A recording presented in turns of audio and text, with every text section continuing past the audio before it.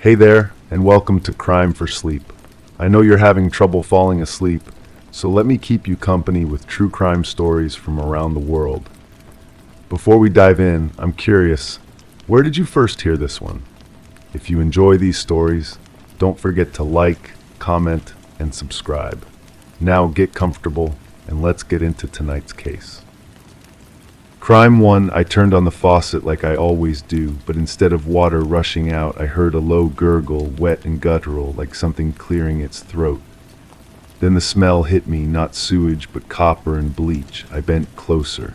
In the drain, tucked between rust and grime, was a scrap of fabric. It looked burned, but not by fire. I pulled it out with a fork. Written across it in what looked like ink was a single word, stay. The apartment had been mine for 3 months now. The previous tenant left suddenly, according to the landlord, a nervous man who kept wiping his palms on his jeans whenever we spoke. He said she'd paid rent through the end of the year but vanished without notice. Her belongings were gone, but traces remained. A coffee mug with lipstick stains hidden behind cereal boxes, hair elastics wedged between couch cushions, and now this. I held the fabric under my desk lamp. The material felt synthetic, like a cheap uniform. The word stay wasn't written in ink after all. It was embroidered, though the thread had darkened to an ugly brown. I photographed it, then sealed it in a plastic bag. Something about finding it felt wrong, like discovering someone else's diary entry meant only for them. The building's super lived in the basement. I found him sorting mail, his fingers stained with newsprint. When I showed him the photograph, his face went pale. "Where did you find this?" "My kitchen sink. Do you know what it is?" He set down the letters slowly. She worked at the diner on the corner, wore one of those polyester uniforms, brown with her name stitched on the pocket. He paused. But they said she quit months before she moved out. "What was her name?" "Can't remember, started with an M maybe, or an N." He picked up the mail again, avoiding my eyes. "Look, I don't know what you're thinking, but people leave things behind all the time. Doesn't mean anything." But I couldn't let it go. The diner was a 24-hour place with cracked vinyl booths and fluorescent lights that hummed too loudly. The manager, a woman with tired eyes and coffee breath, recognized my description immediately. "Oh, her, yeah, she worked here. Good worker, never missed a shift. Then one night she just stopped showing up. We called, but her phone went straight to voicemail. Left us short-staffed for weeks." "When was this?" 6 months ago, maybe 7. We had to throw out her uniform because she never came back for it. Still have her last paycheck in the safe. She gestured toward a cluttered office behind the counter. "You're not family, are you?" I shook my head, just curious. Did anything seem off about her those last few days? The manager's expression shifted. "You know, now that you mention it," she seemed scared, kept looking over her shoulder, asked to switch shifts so she wouldn't work alone, said someone had been following her home. She lowered her voice. "We get a lot of weirdos in here, especially during the night shift," but she wouldn't file a police report, said it would only make things worse. I left the diner with more questions than answers. Back home, I examined every inch of my apartment with new eyes. In the bedroom closet, I found scratches along the wooden floor, long gouges, as if someone had dragged something heavy across the boards. Behind the refrigerator, there was a phone number written in pencil on the wall, barely visible unless you knew where to look. The number was disconnected, but I traced it through online directories. It belonged to a crisis hotline for domestic violence victims. My hands trembled as I dialed their main number.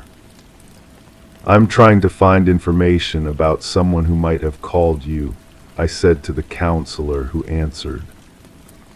"I can't discuss specific cases, but if you're in danger, we can help you." "I'm not in danger. I think someone else was. someone who lived in my apartment before me. There was a long pause. Are you law enforcement? No, just someone who found something that doesn't belong to me. I'm sorry, but we can't help you. Our records are confidential.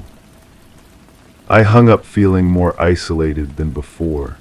That evening I noticed the smell again, copper and bleach, fainter now but unmistakable. It seemed to emanate from the walls themselves, as if the apartment had absorbed something toxic and was slowly releasing it back into the air.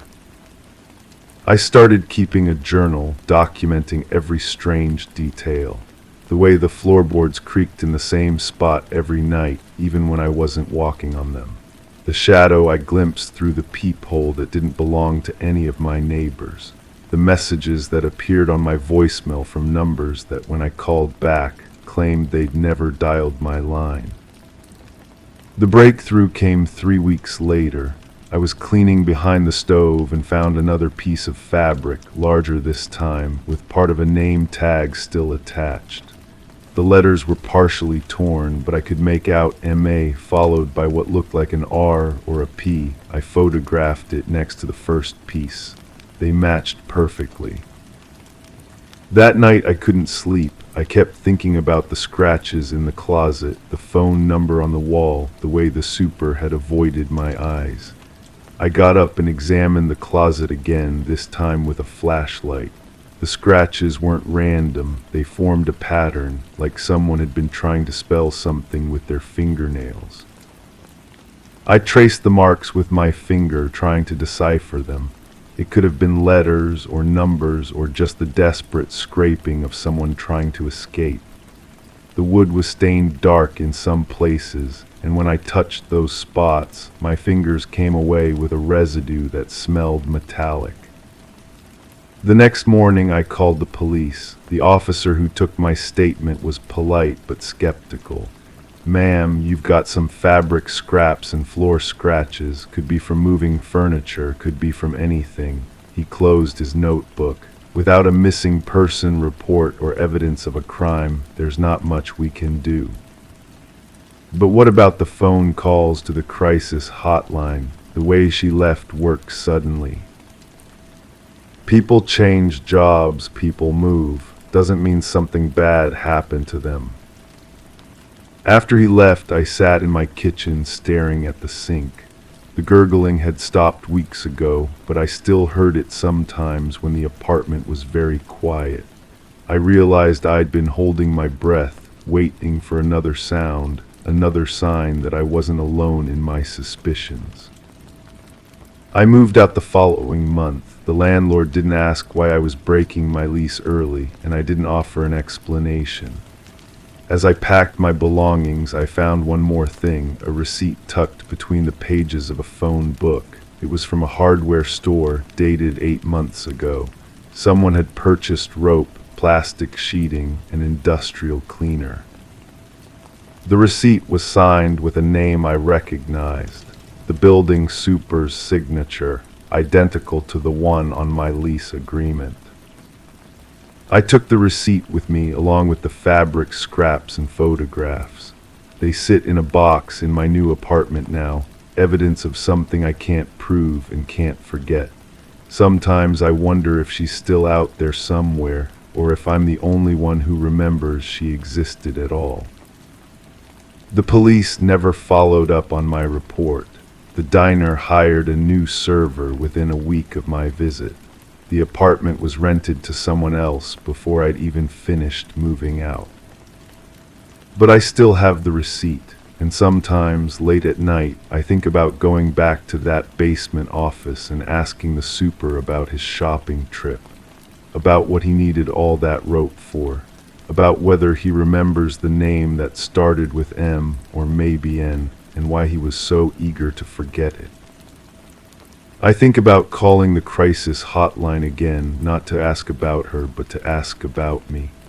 Because the more I learned about what might have happened in that apartment, the more I realized I might not be safe either. The person who hurt her might still be watching, still waiting, still deciding who comes next. The receipt is evidence, but evidence of what exactly? And who would believe me anyway? I'm just another tenant in another apartment, finding pieces of someone else's story and trying not to become part of it myself. The sink in my new place works perfectly. The water runs clear and cold, and when I turn it off, there's only silence. But sometimes I catch myself listening anyway, waiting for that guttural sound that means something is wrong, something is hidden, something needs to be found. I keep the receipt where I can see it, a reminder that some disappearances are carefully planned and some evidence is meant to be discovered too late. The question isn't whether something happened to her. The question is whether I'll be brave enough to prove it before it happens to someone else. Crime 2, the smell hit me first. Not decay, not death, something cleaner. Bleach mixed with something metallic, like pennies left in water too long. I stood in the doorway of what used to be her kitchen, holding the keys the landlord had given me with instructions to clear out the apartment. The previous tenant had vanished without notice, leaving behind rent money and most of her belongings. I'm a property cleaner. I've seen abandoned homes before. People disappear from their lives all the time, job transfers, family emergencies, sometimes they just run. But this felt different. The coffee cup on the counter still held liquid, though it had grown a thin skin of mold. The newspaper lay folded to the crossword, half completed in blue ink, 7 across, hidden entrance. The answer was written in pencil, erased and rewritten, trapdoor. The apartment was a standard 2-bedroom unit in a converted house.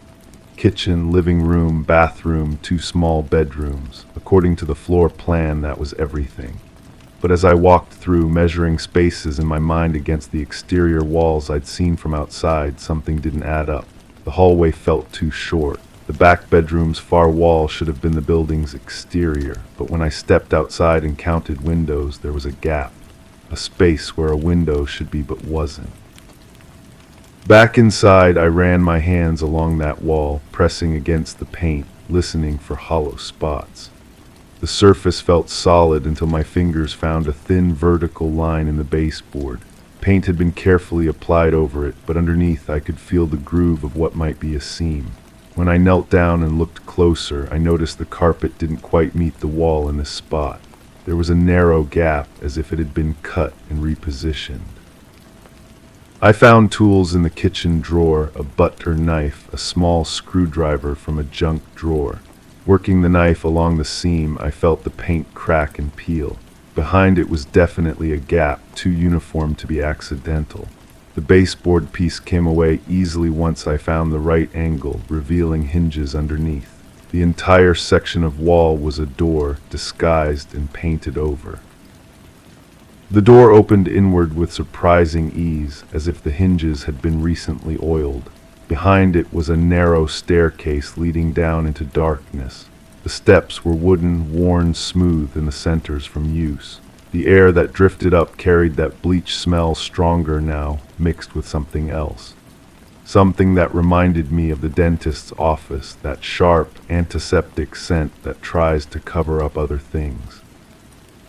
I had a flashlight app on my phone. The weak light revealed a small basement room that shouldn't have existed according to any building plan I'd seen. The walls were concrete, painted white, and surprisingly clean. Too clean. The floor had a drain in the center, the kind you'd see in a commercial kitchen or maybe a garage where someone washes cars, but this was neither. A folding table sat against one wall, the kind used for card games or temporary workspaces. On top of it were several manila folders, neatly arranged. Next to them, a small digital recorder, the old-fashioned kind journalists used to use. The red light wasn't on, but I could see the tape had been used. The counter showed numbers indicating hours of recording. I opened the first folder. Inside were photographs, not the kind you'd expect in a missing person case. These were surveillance photos taken from a distance with a long lens. People walking to cars, entering buildings, sitting at cafe tables. all strangers to me, but someone had taken time to organize them by date and location. Someone had been watching these people, learning their routines. The second folder contained handwritten notes. The writing was neat, methodical. Lists of times and places, descriptions of behaviors, patterns observed and recorded. One page caught my attention. Subject changes route every Tuesday. Uses back entrance when carrying large bags. Always checks over shoulder before entering. Below that, someone had written opportunity window, 10-15 minutes, rear door unsecured. I picked up the recorder. My hands were shaking slightly as I pressed play. Her voice came through the small speaker, calm and measured. Day 14 of observation. Subject has established routine. Coffee shop arrival between morning hours, always sits facing the exit. Carries laptop bag, never removes it from her person. Makes phone calls but speaks quietly. Need to get closer to hear conversation content. I stopped the recording. The voice sounded familiar, though I couldn't place it immediately. I scrolled through more entries. Days of notes, weeks of careful watching. Different subjects, different patterns, but always the same methodical approach. Someone learning how to get close to people without being noticed. The last folder contained newspaper clippings. Missing person reports spanning several months. All different areas, all different types of people. A college student who never came home from study group. A businessman who vanished between his office and his car in a parking garage. A woman who disappeared while walking her dog in what should have been a safe neighborhood. I looked at the photos again, comparing faces to the newspaper descriptions. The images were too distant to be certain, but the timing matched. These surveillance photos had been taken in the weeks before each person disappeared. My phone buzzed with a text message. The landlord, how's the cleanup going? Anything unusual in there? I stared at the message, then looked around the hidden room again. The table, the folders, the recorder. Someone had spent months, maybe longer, documenting strangers' lives, learning their vulnerabilities, finding the perfect moments when they'd be alone and unprotected. But where was she now? The tenant who'd vanished without explanation, leaving behind this careful archive of other people's last normal days. I took photos of everything with my phone before closing the folders and heading back upstairs. The hidden door closed smoothly, the seam almost invisible when painted over. In the kitchen, I picked up that newspaper again. The crossword puzzle stared back at me, and now I noticed something else. In the margin, in the same neat handwriting I'd seen downstairs, someone had written a phone number. I called it. The voice that answered was the same one I'd heard on the recorder. I was wondering when you'd find that room. A pause. Did you look through everything? My mouth went dry. Who is this? Someone who's very good at watching people. I've been watching you too, ever since you entered the apartment. You're very thorough. That's going to be a problem. I looked around the empty kitchen, suddenly aware of how exposed I was. The windows, the doorway, the spaces where someone could be standing just out of sight. What did you do to those people? I asked. Wrong question, she said. The right question is, what am I going to do about you? The line went dead. I left the apartment that afternoon with the official report stating the unit was clear and ready for new tenants. I didn't mention the hidden room or what I'd found inside. The folders, the photos, the recorder. I told myself it wasn't my business. Missing persons cases belonged to police, not property cleaners. But I kept that phone number, and sometimes when I'm working alone in empty houses, I feel like someone's watching me, learning my patterns, noting my routines. I've started changing my schedule, taking different routes home, checking over my shoulder. Because now I understand something that keeps me awake. Predators don't just disappear. They evolve. They learn from their mistakes and find new hunting grounds. And somewhere out there, someone is still watching, still recording, still waiting for the perfect moment when their next subject lets their guard down. The apartment was rented to a new tenant within a week.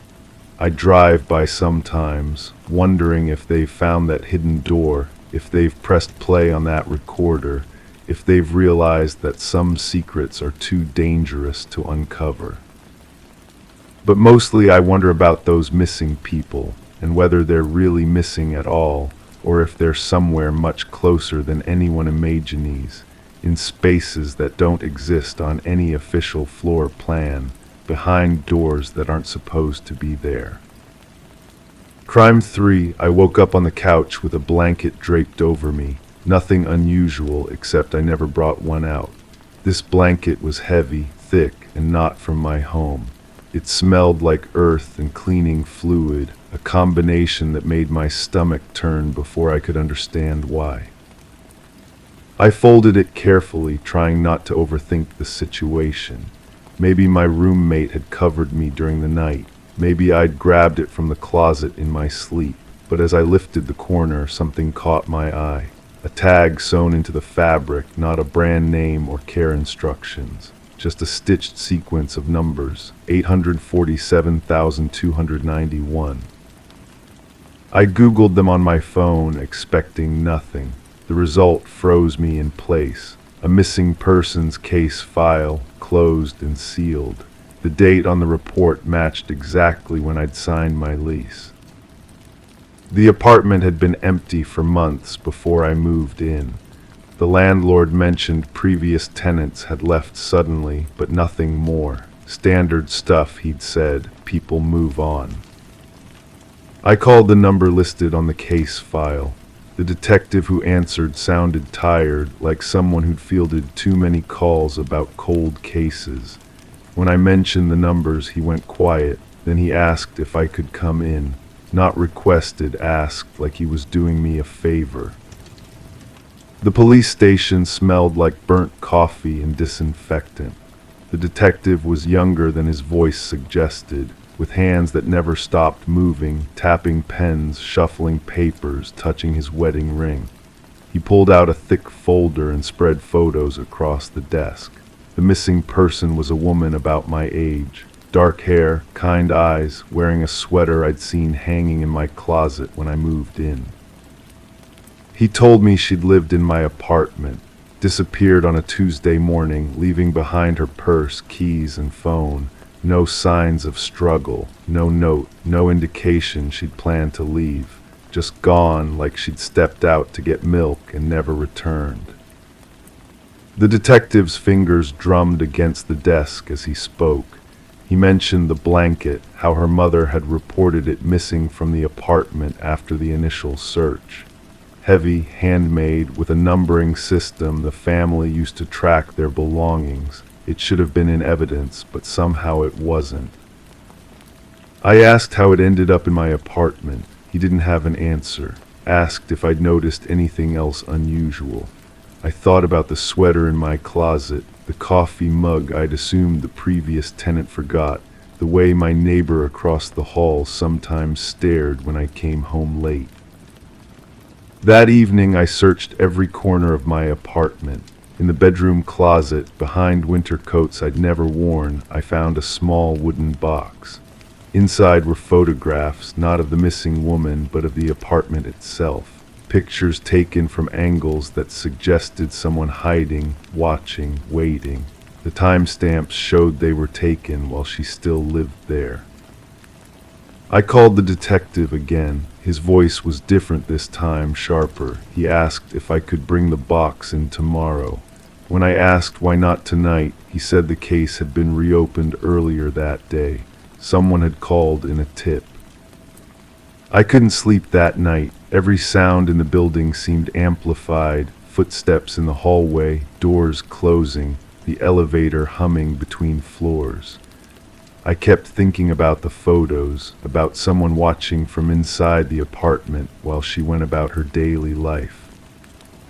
The next morning, I found another photo slipped under my door. This one was recent, taken through my living room window while I slept on the couch. The same couch where I'd woken up with her blanket.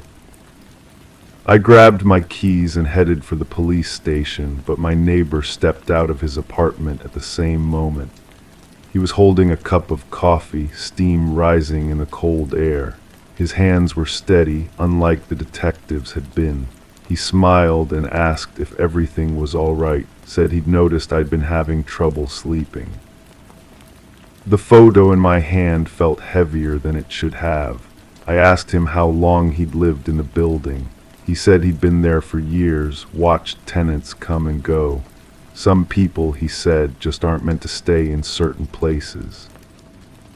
As he spoke, I noticed his keychain, a small wooden tag with numbers etched into the surface. The same style as the numbering system on the blanket. When I asked about it, his smile faded just slightly. He said some families have their own ways of keeping track of things, of people, of where they belong. I never made it to the police station that day, or any day after. The detective stopped returning my calls. The case file disappeared from online databases. Even the photos I'd found were gone when I got back to my apartment. But the blanket remained, folded neatly on my couch each morning, no matter where I put it the night before. And sometimes, when I wake up before dawn, I can smell earth and cleaning fluid drifting through the walls from the apartment next door. The missing woman's sweater still hangs in my closet. I've never worn it, but it's always clean, as if someone takes care of it while I'm away. The coffee mug sits in my sink each morning, though I only drink tea. I've considered moving, but my neighbor always seems to know when I'm looking at apartment listings. He'll mention how nice it is to have quiet tenants, how some people really seem to belong in certain places. The numbering system makes sense now, not for belongings, but for keeping track of who stays and who doesn't. The blanket wasn't just missing from evidence. It was waiting, patient and heavy, for the next person who needed to understand the rules of living here. I still don't know what happened to her. But I know what happens to people who ask too many questions, who dig too deep into boxes hidden in closets, who think they can just leave when things don't feel right. The detective was right about one thing: some people just move on. Others learn to stay exactly where they belong, covered by blankets that smell like earth and the promise of cleaning up whatever comes next. Crime 4, I noticed the silence first. The delivery guy never rang. When I checked the button outside, it had been pried open, wires cut clean, almost surgical. Under the broken casing was a tiny pinhole camera, freshly mounted. I didn't install it. I followed the wire. It didn't go into the wall. It went under the doormat, along the baseboard, and disappeared behind the bookshelf. That's where I found the recorder, still running. It had over 12 hours of audio, my voice in every room. The device was warm against my palm, smaller than a deck of cards, professional grade, the kind used by private investigators, not amateurs. I pressed play on the most recent file. My own voice filled the kitchen, clear as if I were standing right there. I was talking to someone on the phone about work schedules, mundane conversations I barely remembered having. But there was another voice in the background, whispering. I rewound the file, turned the volume up. The whispers weren't coming from inside my house. They were coming from outside, through an open window I always kept cracked for air circulation. Someone had been listening from my backyard while I talked, close enough to be picked up by the hidden microphone. The property manager had given me new keys last month after the previous tenant moved out suddenly. She mentioned something about leaving personal items behind, boxes in the basement storage I could dispose of if I wanted. I never checked. The basement felt too cold, too separate from the rest of the house. I went downstairs with a flashlight. The storage room smelled like old newspapers and something else, cologne, expensive and heavy. 3 cardboard boxes sat against the far wall, sealed with clear tape that looked recently applied. Inside the first box, photographs, hundreds of them, all of this house, all of me. Pictures of me through windows, me getting mail, me in my car, me sleeping, taken through my bedroom window with a telephoto lens. The timestamps went back 6 months, long before I moved in. Someone had been watching this house, waiting for the right tenant. The second box contained floor plans, not just of my house, but of every house on the block. Detailed drawings showing sight lines, camera angles, entry points. Each property had a resident profile clipped to the back, full names, work schedules, family members, daily routines. Mine was the thickest file. But it was the third box that made my hands shake. Legal documents, restraining orders, police reports, all filed by previous tenants of this house. The same complaint over and over, someone watching, following, recording. The cases went back 3 years, different tenants, same stalker. The reports were never fully investigated. Witnesses moved away. Evidence disappeared. Complaints were dropped. The property manager had known. She had to have known. I called her number. It went straight to voicemail, but not the professional greeting I expected. A man's voice answered, calm and familiar. He thanked me for calling and asked me to leave a detailed message about my concerns. He promised to get back to me personally. I hung up without speaking. That voice, I had heard it before, in the background of my own recordings, whispering just outside my window. I searched online for the property management company. The website looked legitimate, but when I dug deeper, the business license had expired 2 years ago. The address listed was a vacant lot downtown. The phone number I had been calling was registered to a private residence, not a business. I had never actually met the property manager in person. All communication had been through text messages and emails. The lease signing happened through a mail slot while she waited in her car outside, claiming she had a conference call she couldn't miss. I thought it was odd but convenient.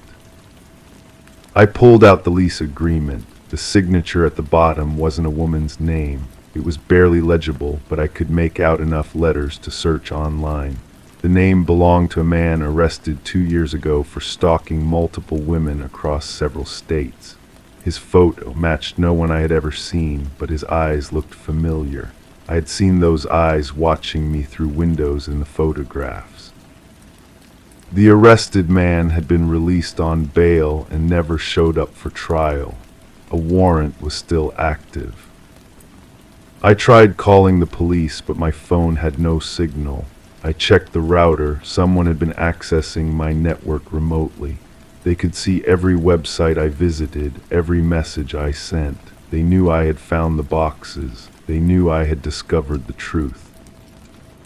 I packed a bag and left through the back door, avoiding the front where I knew cameras were watching. I stayed at a hotel that night, paying cash, avoiding my usual routines. But even there, lying in an unfamiliar bed, I wondered if I was truly alone or if those eyes were still watching, still waiting. The next morning, I drove back to collect more of my belongings. The house was exactly as I left it, but something felt different. The basement storage room had been emptied. The boxes were gone. Even the dust patterns on the floor had been wiped away. On my kitchen counter sat a single envelope with my name written in careful handwriting. Inside was a new lease agreement for a different property across town, already filled out with my information. At the bottom, a handwritten note, "You'll like this house better." The neighbors are quieter. I never signed the new lease. I never went to that address. But sometimes when I'm alone in my new apartment, I hear whispers outside my window. I check the locks twice before bed. I inspect every wire, every button, every shadow that seems out of place. Because I know now that some people don't stop watching. They just learn to be more careful about where they hide their cameras.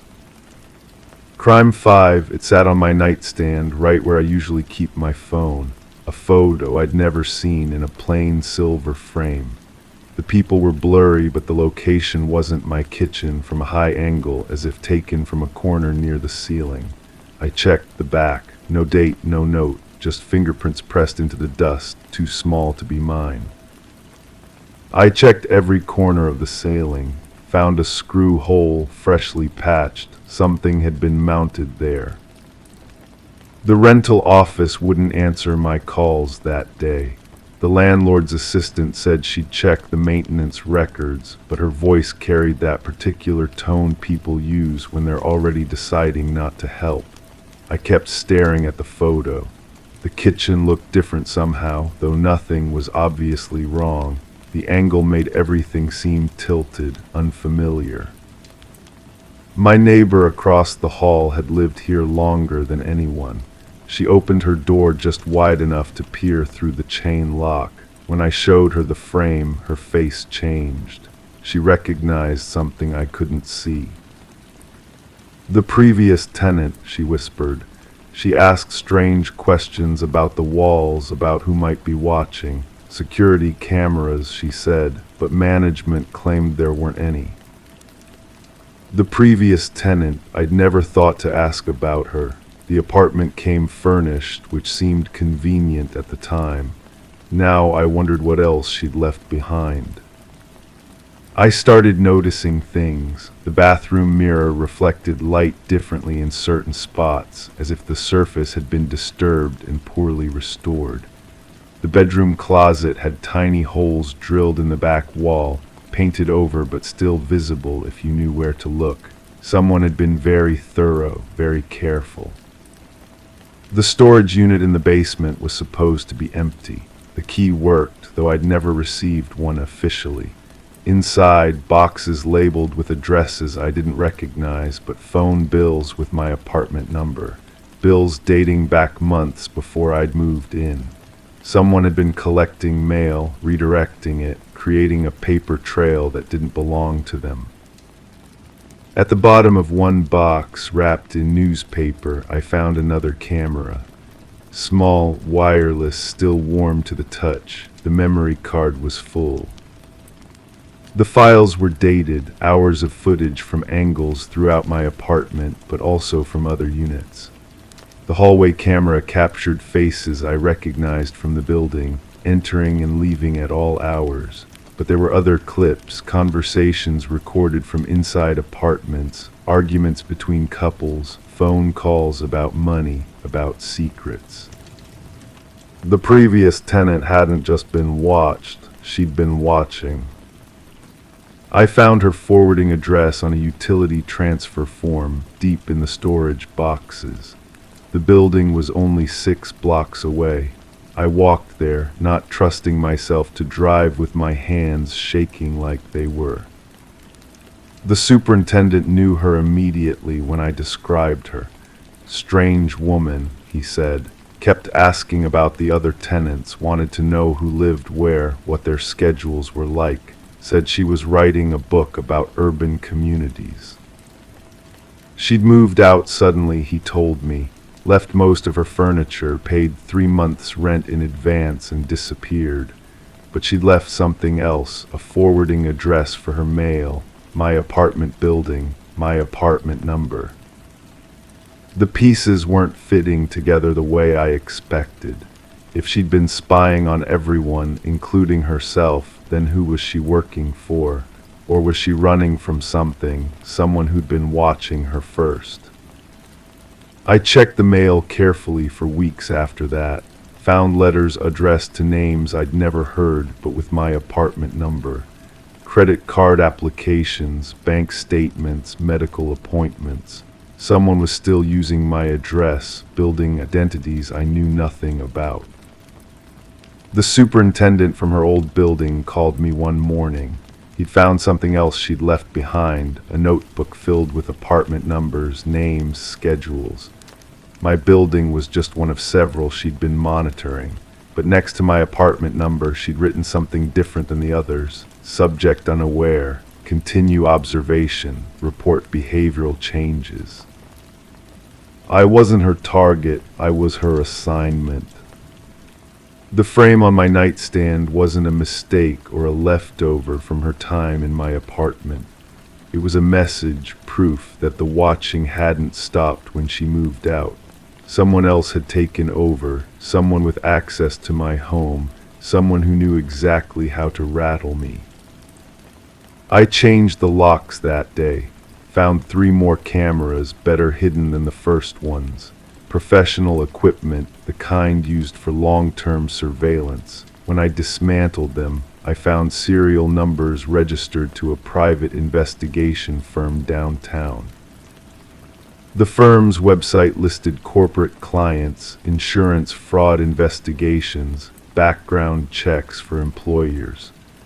Nothing that explained why they'd be monitoring a random apartment building or why they'd need months of footage from inside people's homes.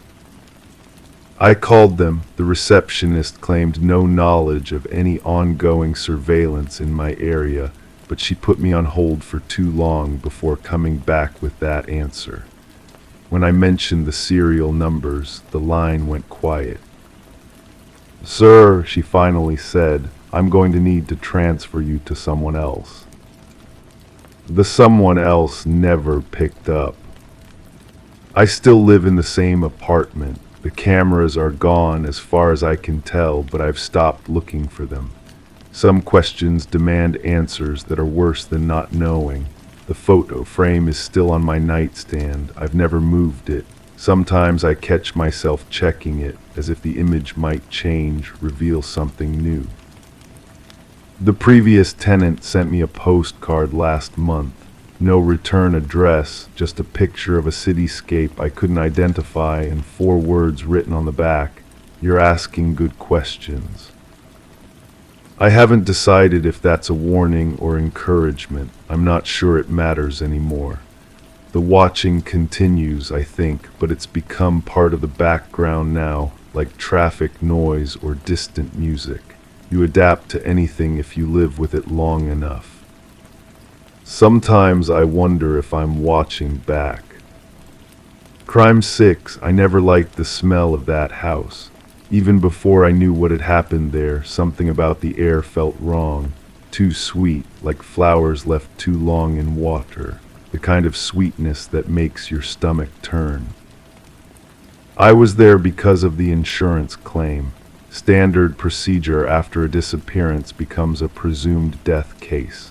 The family needed documentation, photographs, inventory of personal belongings. Simple work that usually took an afternoon, but nothing about this case felt simple. The living room looked exactly how someone would arrange it if they knew people would be coming to look. Magazines perfectly fanned on the coffee table. Cushions plumped and positioned. The kind of staging that screams everything is normal here, but normal people don't arrange their lives like museum displays. I started with the obvious places first: desk drawers, filing cabinets, bedroom dressers. The missing person had been methodical about paperwork, bills paid on schedule, documents filed alphabetically, bank statements reconciled to the penny. The kind of organization that either comes from military training or deep anxiety about being caught unprepared. That's when I found the first receipt that didn't fit, a hardware store purchase from 3 weeks before the disappearance. Heavy-duty plastic sheeting, industrial cleaner, and a rental fee for something called a concrete mixer.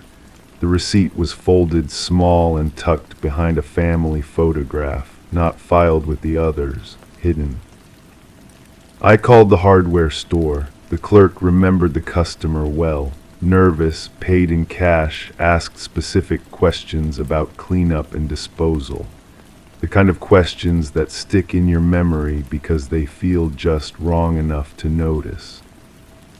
The basement told a different story than the upstairs rooms. Down there, the sweetness in the air became something else entirely. Bleach, strong enough to burn the back of your throat. Someone had scrubbed those concrete floors recently. Scrubbed them hard, the kind of deep cleaning that removes more than dirt. I ran my fingers along the baseboards and felt something the eyes couldn't see. Tiny granules like sand, but grittier. I collected some in an evidence bag, though I wasn't sure what kind of evidence I was collecting or for whom. The neighbor across the street had been watching me work. She came over that evening, bringing coffee and the kind of information that people save up for the right moment. She'd heard sounds that night, not screaming or shouting, worse than that, the sound of someone crying. Not the crying of grief or pain, but the crying of someone who knows they're about to die. She'd also seen a car in the driveway later that same night, not the missing person's car. This one was darker, older, with a trunk that stayed open for a long time while someone loaded something heavy inside. She'd watched from her kitchen window, afraid to turn on any lights that might draw attention to her watching. The police file was thinner than it should have been. Missing person cases generate paperwork, but this one had gaps. Interviews that should have happened but didn't. Evidence that should have been collected but wasn't. The kind of investigation that looks thorough from the outside but falls apart when you examine the details. I found the detective who'd worked the case originally. He was retired now, living in a small apartment that smelled like cigarettes and regret. When I mentioned the case, his hands started shaking. Not the tremor of age, but the kind of shaking that comes from knowing something you wish you could unknow. He told me about the phone call that came 3 days after the missing person report was filed. A voice he didn't recognize, calm and precise, explaining that the case would be better left alone. No threats, no dramatics, just a simple statement of fact delivered like a weather report. The kind of call that makes you understand exactly how much danger you're in without anyone having to spell it out. The detective had tried to continue the investigation, but evidence started disappearing from the lockup. Witnesses became unavailable. The family stopped returning his calls. Eventually, the case was transferred to another department and then quietly archived.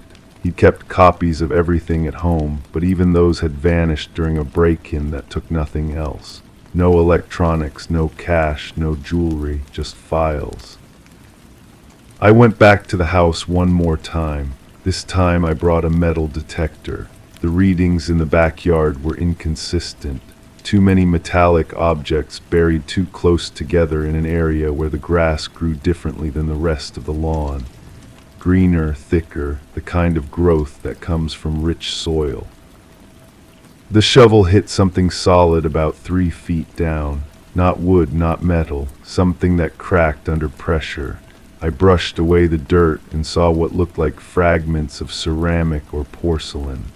White pieces with dark stains that could have been anything but probably weren't. I stopped digging and filled the hole back in. Some discoveries are too dangerous to make alone. The insurance company paid out the claim. The family moved away and left no forwarding address. The house was sold to a developer who tore it down within a month. The new construction went up fast, and the address was changed to fit the new subdivision layout. I kept the evidence bag with the granules from the basement, had them tested privately. The results came back as bone meal mixed with industrial lime, the kind of combination used for very specific purposes that I didn't want to think about too carefully. Sometimes I drive past where that house used to be. There's a playground there now with bright equipment and safety surfaces. Children run and laugh where someone once cried in the dark.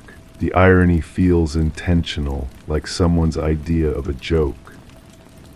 I never filed a final report on that insurance claim. The company never asked for one. That silence feels heavier than any words could. Some cases close themselves, and the smart ones among us know when to let them stay that way. But I still wake up sometimes thinking about that smell. Too sweet, like flowers left too long in water. And I wonder if the person who made that call to the detective is still out there, still making calls, still ensuring that certain truths stay buried under new construction and fresh sod. Crime 7, I found the phone buried under old bills in the desk drawer, still charged somehow.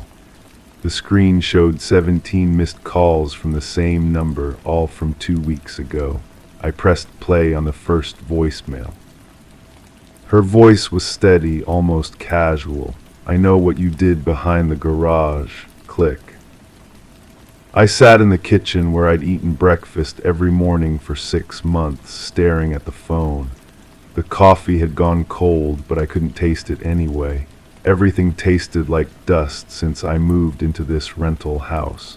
The landlord had been eager to rent it, price too good to refuse, barely asked questions. The second message was shorter. The neighbors saw you digging. Her voice had an edge now, like she was smiling while she spoke. I walked to the back window. The garden looked normal, rows of vegetables I'd planted to make the place feel like home. But near the garage, the soil was darker, more settled. I'd assumed it was just better earth, which is why I'd chosen that spot for the tomatoes. The third voicemail made my hands shake. I have pictures. I scrolled through the phone's gallery, photos of the backyard taken at different angles, different times. Someone had been watching this house for weeks. In one image, I could see myself through the kitchen window making coffee unaware. In another, my car in the driveway, but also another vehicle partially visible, one I didn't recognize. I called the number back. It rang twice before someone picked up, but didn't speak. I could hear breathing, the soft sound of someone waiting. "Who is this?" I whispered. "You know who this is." The voice was different now, older, tired. "You just don't remember yet." The line went dead. I found the shovel in the garage, still caked with dirt. Not unusual, I'd been gardening, but the dirt was different colors, some clay-like, some sandy. I'd only worked in one type of soil. Someone else had used this shovel. Back inside, I searched through the kitchen drawers more carefully. Behind the silverware, I found a key I'd never seen before. It was small, brass, the kind that might open a jewelry box or a diary. I tried it on every lock in the house, but it didn't fit anything. The fourth voicemail was just breathing, but in the background I could hear a television. A news report about a missing person case, the details muffled but familiar. I'd heard this story before, but couldn't place where. I walked through the house again, looking for things that didn't belong. In the bedroom closet, pushed behind my own clothes, I found a jacket I'd never seen. It was too small for me, but when I checked the pockets, I found a receipt from a hardware store. The date was 3 weeks ago. I'd bought rope, plastic sheeting, and lime. But I don't remember buying those things. The fifth message was clearer. The police don't know about the phone yet, but they will. I sat on the floor holding the receipt. The handwriting looked like mine, but the signature was slightly different, like someone had been practicing how to write my name. I called the hardware store. The clerk remembered the purchase, described someone who looked like me but wore glasses. I don't wear glasses. He said the person seemed nervous, kept looking over their shoulder, paid in cash. The sixth message was a recording of a conversation. 2 voices, one I recognized as my own, one I didn't. We were discussing plans, logistics, timing. I heard myself agreeing to something, but I couldn't remember this conversation ever happening. I played it again. My voice sounded different, more confident, almost cold. I was talking about someone like they were a problem to be solved, not a person to be helped. The seventh message was an address. I recognized it immediately. It was this house. I drove to the library and looked up the address in old newspaper archives. The previous tenant had disappeared 6 months ago, right before I moved in. The landlord had never mentioned this. The missing person was described as someone who kept to themselves, no close family, few friends, someone who wouldn't be missed for a while. Someone exactly like me. I returned to the house and called the number again. This time, the person answered immediately. "You're starting to remember," they said. "I don't understand what's happening." "You will check the basement." I'd never been in the basement. The door was always locked, and the landlord said it was just storage, but the brass key fit perfectly. The basement was empty except for a chair facing a wall. On the wall, someone had written dates and times in pencil. They corresponded to the voicemails, but also to other things: when I'd moved in, when I'd started the garden, when I'd bought groceries. Someone had been tracking my entire life. Under the chair, I found a notebook filled with handwriting that looked like mine but wasn't.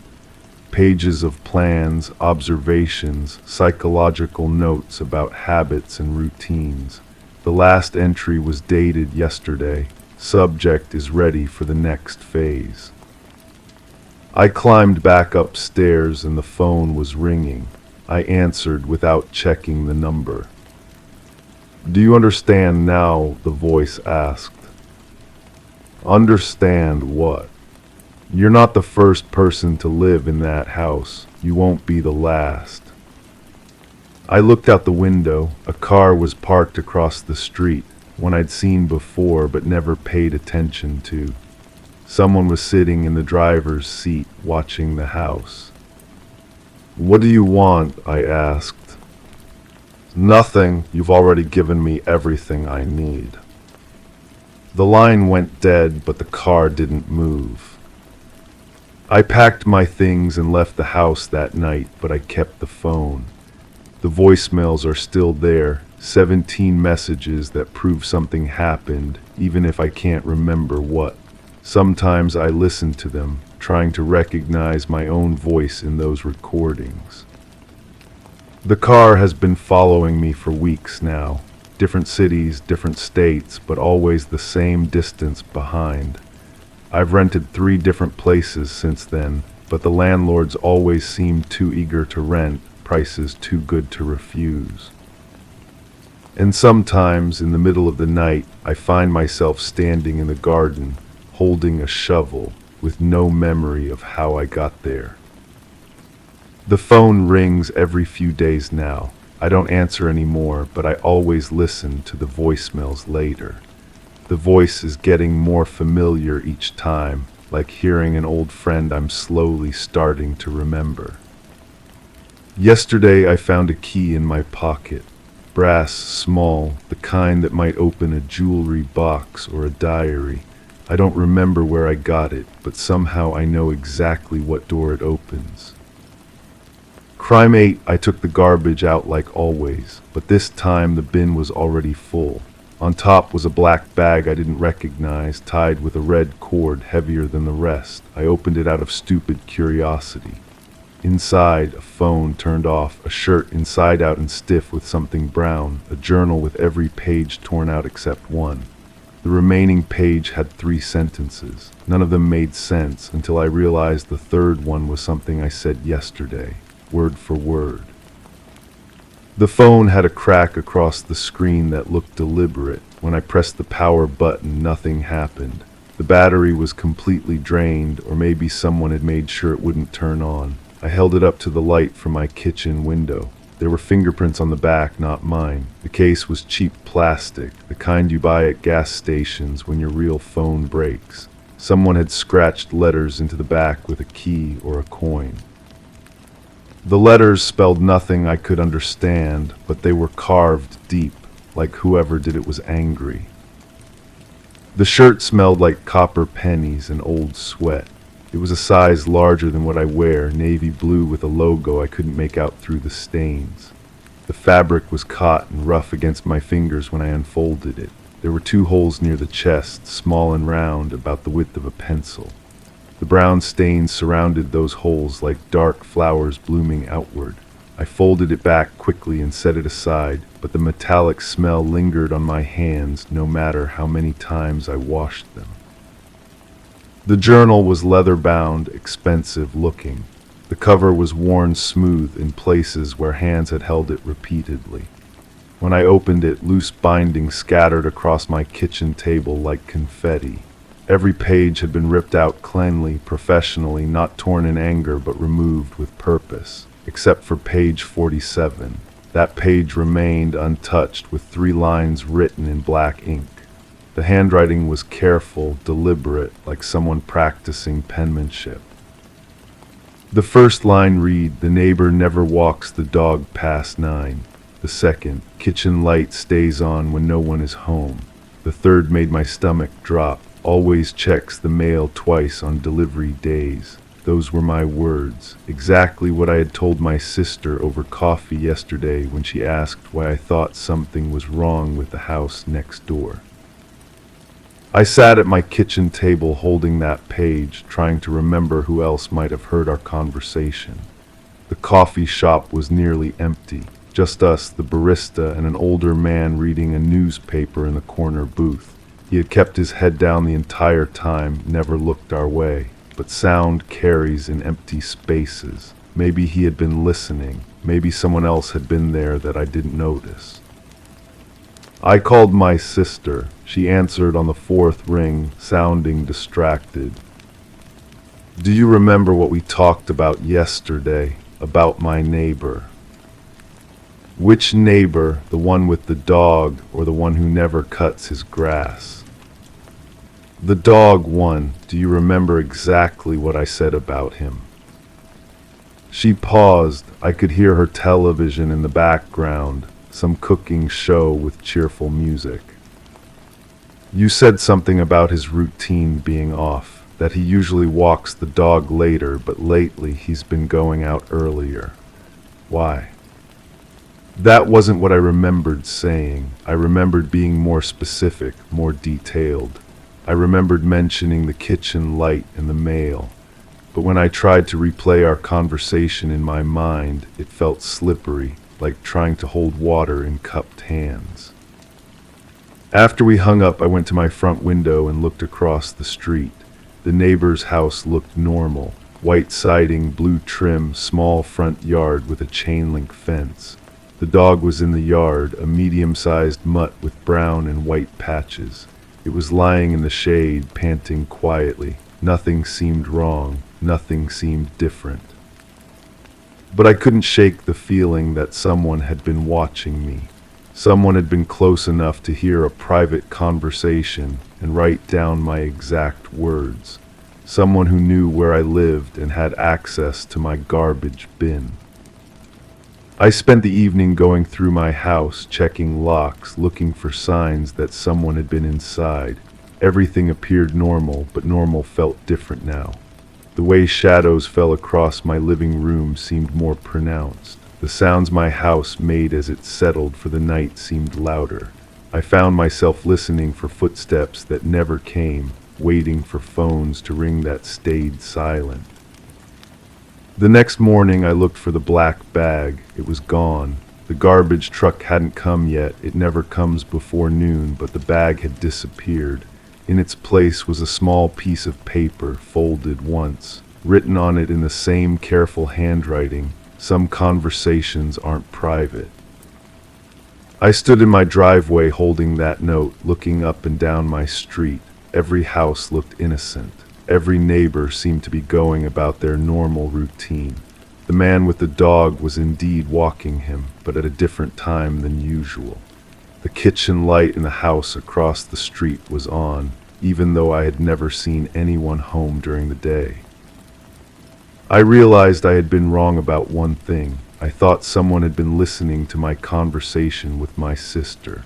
But the more I thought about it, the more I understood that someone hadn't just overheard what I said. Someone had made me say it. Someone had guided our conversation to get me to voice observations I might not have even been conscious of making. The phone in the bag, it could have been recording our conversations for weeks. The journal, it might have contained notes about my daily routine, my habits, my weaknesses. The shirt with the holes, it belonged to someone who had gotten too close to whatever was happening. I never found out who had been watching me or why. The police took my statement but seemed skeptical about a missing garbage bag and a mysterious note. They suggested I install security cameras and be more careful about locking my doors. Good advice, but it missed the point. The point was that someone had been studying me long enough to predict what I would say and when I would say it.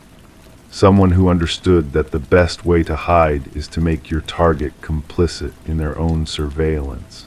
Someone who knew that people talk about what makes them uncomfortable, and if you can make someone uncomfortable in just the right way, they'll tell you everything you need to know. I still take my garbage out like always, but now I check every bag and I never throw away anything that might tell a story about my life, because somewhere out there, someone is still listening, someone is still watching, and next time they might not be content with just taking notes. Crime 9, I was tightening the hinges on the hallway door when I noticed it, 3 screws all identical, but the 4th one near the bottom was different, too shiny. The metal caught the light in a way that made my stomach turn, though I couldn't explain why. My fingers hesitated before touching it. The house had been my grandmother's. She'd lived here for 43 years before the stroke took her voice, then her memory, then everything else. I inherited it along with her debts and the lingering smell of lavender that refused to fade from the walls. The real estate agent had suggested I renovate before selling, but every repair revealed something that didn't quite fit. I unscrewed the shiny one. It came out easily, like it was meant to be removed. The threads were clean, no paint residue, no wear marks. Behind it was a hollow channel carved into the doorframe. My throat tightened. Someone had done this deliberately, carefully. Inside was a flash drive, small and black, warm to the touch as if it had been recently handled. The weight of it in my palm felt wrong. Too light for something that might contain answers, too heavy for something I wanted to find. I plugged it into my old laptop, the one I'd brought from my apartment. The screen flickered. 2 files appeared. One was corrupted, its icon gray and lifeless. The other was a video file, time-stamped 3 months ago. The date meant nothing to me then. I clicked play. The footage was grainy, shot from an angle that suggested a hidden camera. The room was familiar, my grandmother's bedroom, the same faded wallpaper, the same wooden chest at the foot of the bed. But the person sleeping wasn't my grandmother, it was me, from last week when I'd stayed over to sort through her belongings.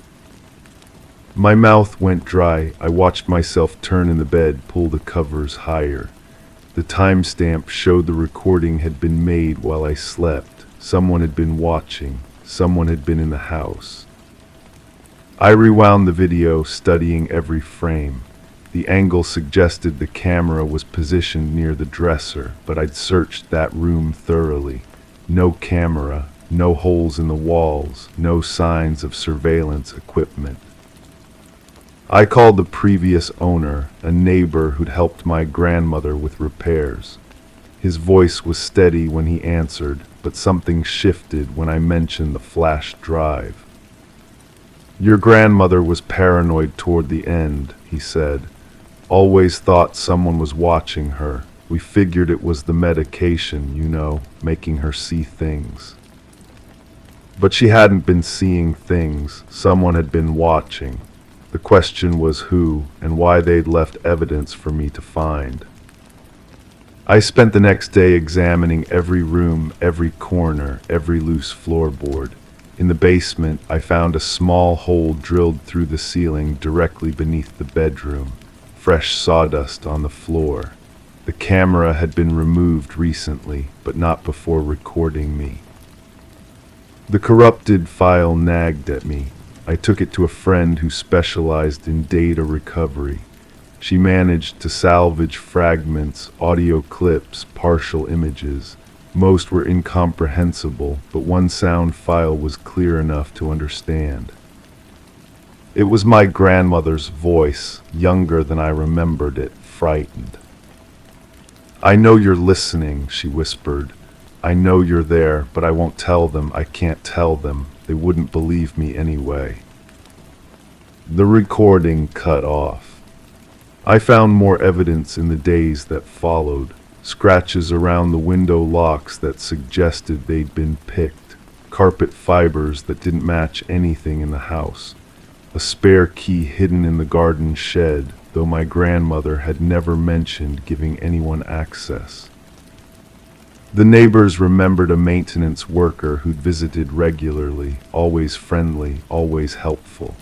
He'd fixed the plumbing, replaced light bulbs, checked the furnace. But when I asked for his name or contact information, their memories became vague.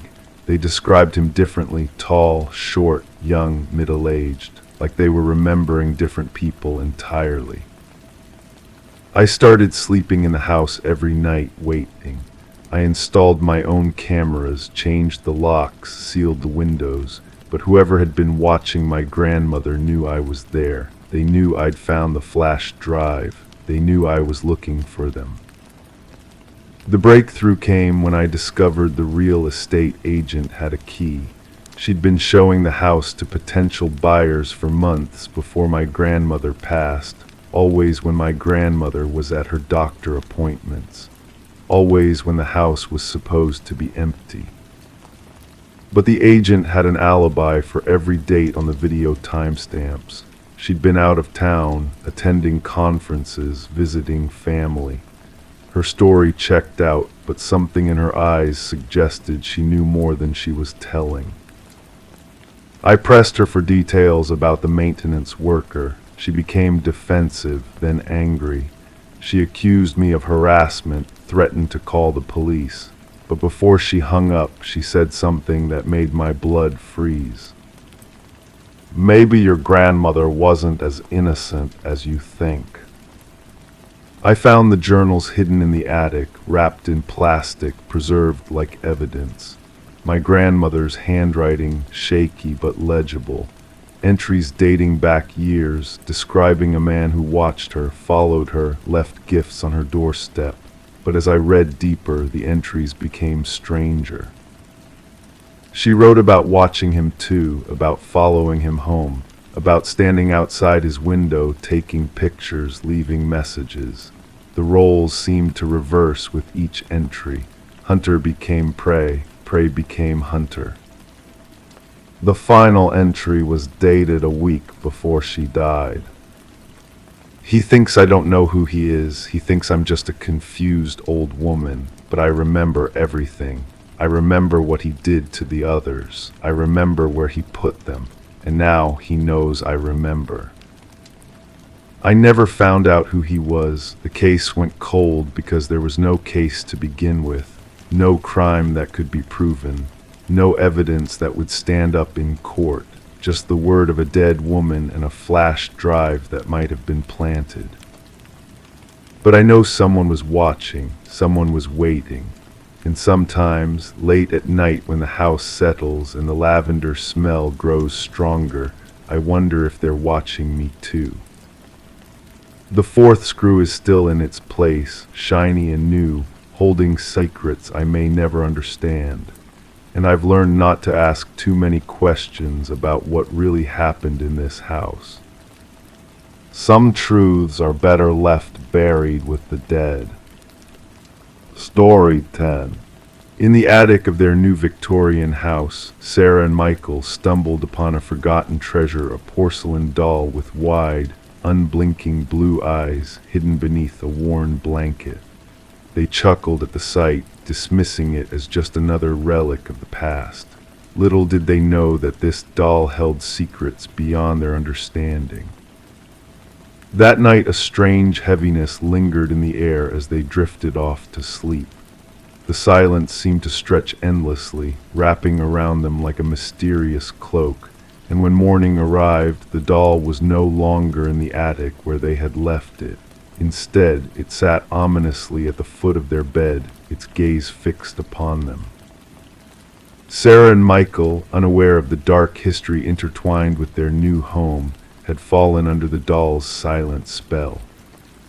Detective Rachel Winters was called to the scene after a chilling discovery: the couple found dead in their own home, their bodies arranged in eerie poses that mirrored the doll's unnatural stance.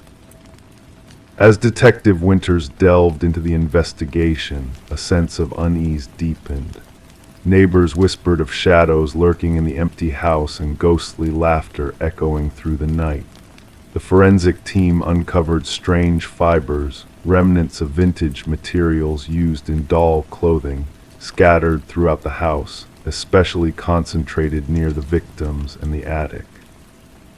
The history of the property revealed a disturbing pattern of mysterious deaths, each linked to the attic space where the doll had been found. A newspaper clipping hinted at a tragic past involving a doll maker and his daughter, shrouded in secrets and tragedy. The doll maker, it seemed, had imbued his creations with more than just porcelain and cloth. Old photographs unearthed from a hidden compartment revealed the doll's eerie presence across time, its position shifting subtly between frames. Infrared scans exposed ghostly handprints and a peculiar residue leading from the attic to the master bedroom, hinting at a malevolent force at play. A distant relative of the doll maker shared haunting tales of forbidden rituals and whispered incantations, hinting at a darkness that defied explanation. The truth eluded Detective Winters, leaving her grasping at shadows and half-truths as the case grew colder with each passing day. The doll, a harbinger of tragedy and mystery, vanished from police custody, leaving behind a trail of confusion and unanswered questions. Detective Winters, haunted by the inexplicable events, chose to retire, her final act sealing away a photograph that held the key to the doll's enigmatic power. The house passed into new hands, its attic remaining untouched, a silent witness to the unseen forces that lurked within its walls. And on certain nights, a whisper of laughter and a fleeting shadow would remind the neighbors of the doll's lingering presence, a spectral echo of a past that refused to be forgotten. Story 11. The small town held its secrets close, never uttering a word about the house standing at the edge of the woods. It loomed alone, a silent sentinel with blackened windows and a porch worn down by the years. No one laid claim to it, and its origins were lost to time, a mystery shrouded in whispers. But one day a group of hikers strayed too near, drawn by an unseen force, and what they discovered sent shivers down their spines. Names were carved into the wooden siding, etched deep as if to serve as warnings. 27 names in total, some faded by the passage of time, others sharp and fresh. And at the very bottom, a new name stood out, untouched by weather or decay. A name none of them recognized until a voice quivered, breaking the hushed air with a revelation. That's mine. The call came in the dead of night, a routine report of trespassing. Mason Wright, the late hiker, was the voice on the other end, his tone laced with disbelief and fear. The responding officers expected a simple case of mischief, but what awaited them was beyond their wildest imaginations. Detective Sarah Keller arrived as darkness draped the forest in a cloak of shadows. Her flashlight pierced the night, revealing the names etched on the wall like a macabre memorial to the missing. Each name belonged to someone who had vanished while hiking alone, a chilling connection that sent a shiver down the detective's spine. Mason insisted he had no ties to the house, no reason for his name to be among the haunting list. The investigation delved into the backgrounds of each missing person, uncovering a pattern that defied logic. The missing hikers, some lost for decades, all shared the same fate, a mysterious disappearance while exploring the woods. As the mystery deepened, strange occurrences began to plague Mason. Whispers in the night, unseen figures lurking in the shadows, a sense of being watched. The house revealed its secrets slowly, each discovery more unsettling than the last. Hidden in the basement, a trove of personal belongings belonging to the missing hikers laid bare, meticulously arranged as if in a twisted shrine. Bloodstains on the floor hinted at unspeakable horrors, while cadaver dogs signaled towards the dense forest beyond. The past of the house's enigmatic owner, Victor Blackwood, emerged from the shadows, painting a portrait of a reclusive hunter with a dark obsession. His journal spoke of hunting not animals but people, detailing his twisted methods and chilling motives. The hunt for Blackwood intensified, but he remained elusive, a ghost in the woods. Mason's fate mirrored those before him, a grim realization that the hunter had now become the hunted. Despite exhaustive efforts, Mason and a forensic technician vanished without a trace, leaving behind a chilling message on the wall. The house, now a place of dread and mystery, stood silent, its secrets buried deep within its walls. To this day, the house remains under watchful eyes, a silent sentinel guarding its dark legacy. The names on the wall echo through the forest, a warning to those who dare to venture too close. And as new disappearances are reported in distant woods, the legend of the house at the edge of the woods grows, a tale whispered in fear and awe by those who know its dark history. Story 12. She always avoided the attic, finding it a place of unease and neglect. However, when a sudden storm brought forth a leak in the roof, she had no choice but to venture up to the shadowed space. The attic greeted her with a collection of forsaken relics, cloaked in layers of dust and veils of cobwebs. Nestled in the darkest corner, an ancient dollhouse sat silently, its intricate details casting an eerie aura. Within it, miniature furniture was meticulously arranged, as if frozen in time. Yet as she gazed into the tiny rooms, a sense of dread coiled in her stomach. The figures within were not mere dolls, they were intricately carved replicas of her own family. Each tiny figure mirrored her family members with unsettling accuracy, placed exactly as they had been downstairs, except for one. The figure intended to represent her stood by the attic's entrance. Rebecca Morgan hesitantly traced her finger along the dollhouse's roof, feeling the indentation where the miniature version of herself stood. A shiver ran down her spine, independent of the chilling draft that whispered through the attic's rafters. The dollhouse's presence puzzled her. This wasn't her childhood abode, but a temporary rental dwelling her family had recently moved into. The perplexing case unraveled with Rebecca's urgent call to the authorities. Law enforcement officers arrived at the suburban residence to find a family gripped by fear, gathered in the living room, refusing to ascend the stairs. Leading the investigation was Detective Sarah Harmon, who at first dismissed the family's distress as a prank or a product of their adjustment to the unfamiliar abode. The meticulous detail caught my attention, Detective Harmon later recounted. Each miniature figurine captured a distinct trait of every family member: the father's receding hairline, the teenager's favored hoodie, even the small birthmark on the mother's hand. The investigation took a chilling turn when forensic experts discovered fingerprints on the dollhouse that did not belong to any family member.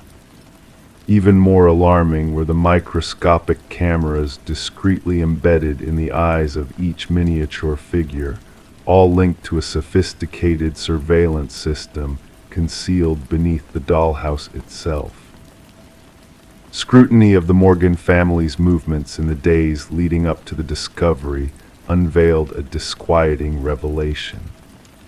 The positions of the figures within the dollhouse not only mirrored the family's whereabouts on the evening of the storm, but also replicated their exact locations on various other days, implying that someone had been observing them long enough to learn their routines. We soon realized this was no ordinary case of stalking, elucidated Detective Harmon. The perpetrator exhibited a level of obsession seldom encountered in criminal psychology. Further exploration uncovered a concealed entrance to a basement, concealed behind a false wall in the pantry.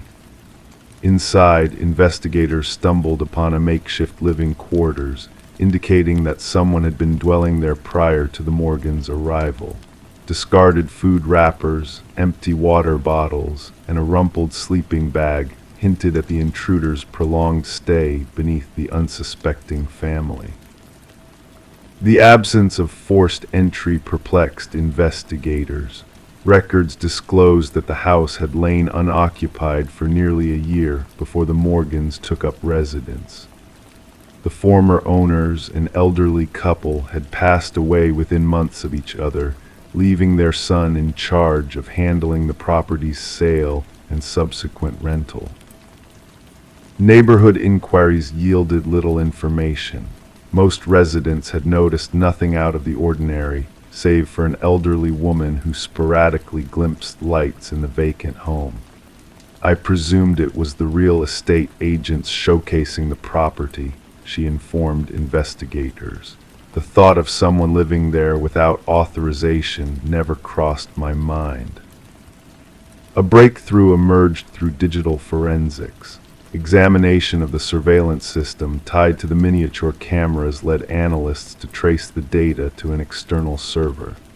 The IP address ultimately led investigators to a modest apartment across town. Inside, walls adorned with photographs of the Morgan family and former occupants of the house greeted them. Detailed journal entries chronicled each family member's daily routines with unsettling accuracy. However, the most disconcerting revelation awaited in a workshop brimming with partially assembled dollhouses, each representing a distinct residence in the vicinity. The apartment belonged to Martin Wells, the son of the previous homeowners. Financial records uncovered mounting debt following his parents' demise. Instead of selling the house outright, he had fashioned a secret living space, lingering within it while collecting rent from unsuspecting tenants. The dollhouse served as his command center, expounded the forensic psychologist involved in the case. Each figurine symbolized someone under his watch.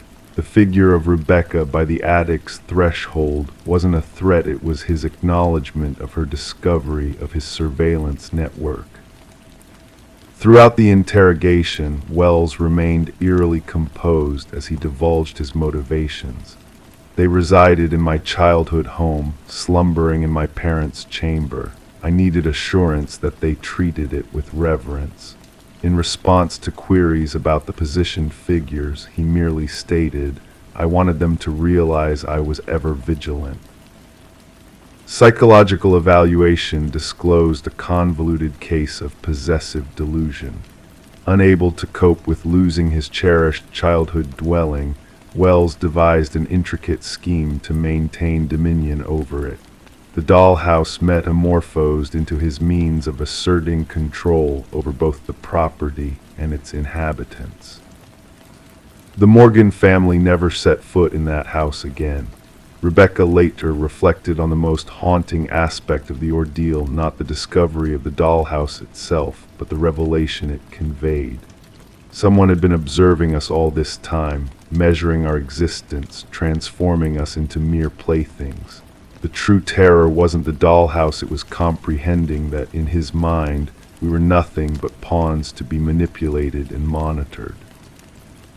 Wells faced multiple charges, including stalking, invasion of privacy, illicit surveillance, and unlawful entry.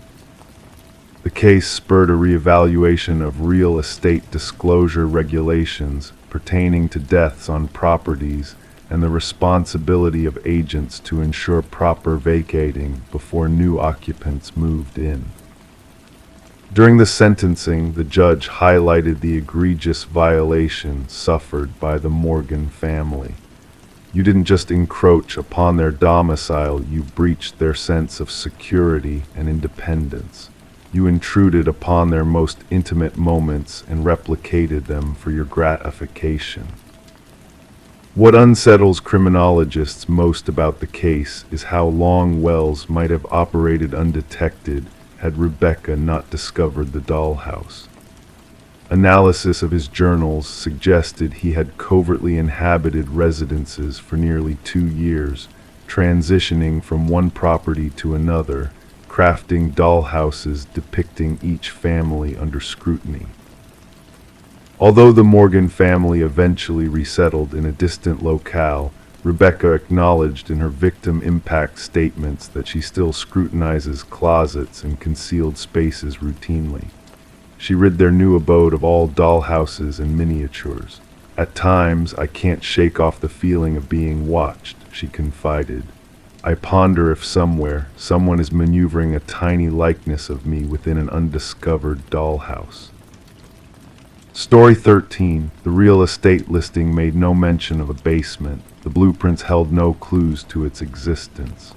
Yet as the family peeled back the old carpet, a hidden door was revealed. A door with a heavy, rusted handle that took 3 of them to open. A rush of stale air, thick with the scent of damp earth, greeted them as they descended the steps into darkness. Expecting storage space, they instead found a solitary chair beneath a swaying light bulb. And on the wall behind, a series of photographs of them. The Mercer family had settled into the suburban home in the depths of winter, when darkness lingered and the trees outside stood bare against the cold sky. The 2-story house, with its weathered siding and creaking floors, had drawn them in with its supposed character and history. But what they hadn't foreseen was the depth of history within the house, and how violently it would collide with their present. Detective Sarah Connors arrived at the scene with her partner, the crime scene unit already at work securing the area with fluttering yellow tape. Mrs. Mercer's voice had quivered over the phone as she recounted the discovery beneath their living room floor. "We must document everything before anyone else goes down there," Connors directed, pulling on latex gloves with practiced ease. Camera flashes illuminated the stairwell as the forensic team captured the eerie scene. The basement was small, akin to a standard bedroom, with concrete walls painted a dull gray. A solitary chair sat anchored to the floor in the center, beneath the harsh glow of the bare bulb casting shifting shadows. But it was the row of photographs that held the most intrigue, 37 images meticulously arranged in chronological order. "These date back nearly 4 weeks," noted Connor's partner, scrutinizing the timestamps on the prints. "Look at this one, Mrs. Mercer asleep on the couch, Mr. Mercer at the kitchen table, the kids in their rooms. No signs of forced entry, no missing items. Just a violation of privacy that left the family shaken." As they delved deeper into the investigation, interviewing past owners and scrutinizing records, the house's unsettling past began to unravel. Blueprints altered between sales, permits mysteriously withdrawn, inspection reports redacted. The key breakthrough came when they spoke to the contractor who had renovated the house years ago. His denial of the basement's existence raised chilling questions. Digital forensics unveiled a trove of images from hidden cameras, capturing not just the Mercers but previous families too. An underground monitoring station revealed a meticulous journal detailing every family's habits and vulnerabilities. The journal's author, Edward Kelvin, the house's original builder who had seemingly vanished during construction. A manhunt led to Kelvin's discovery curled in a crawl space, his body attuned to the hidden passages he had crafted within the walls. He spoke of the families as if they were actors in his private drama, insisting they had invited him in by signing the papers. A psychological evaluation diagnosed severe delusions, painting Kelvin as a guardian rather than an intruder. The Mercer family never returned, joining the ranks of those who had fled before them, leaving behind the house of hidden secrets.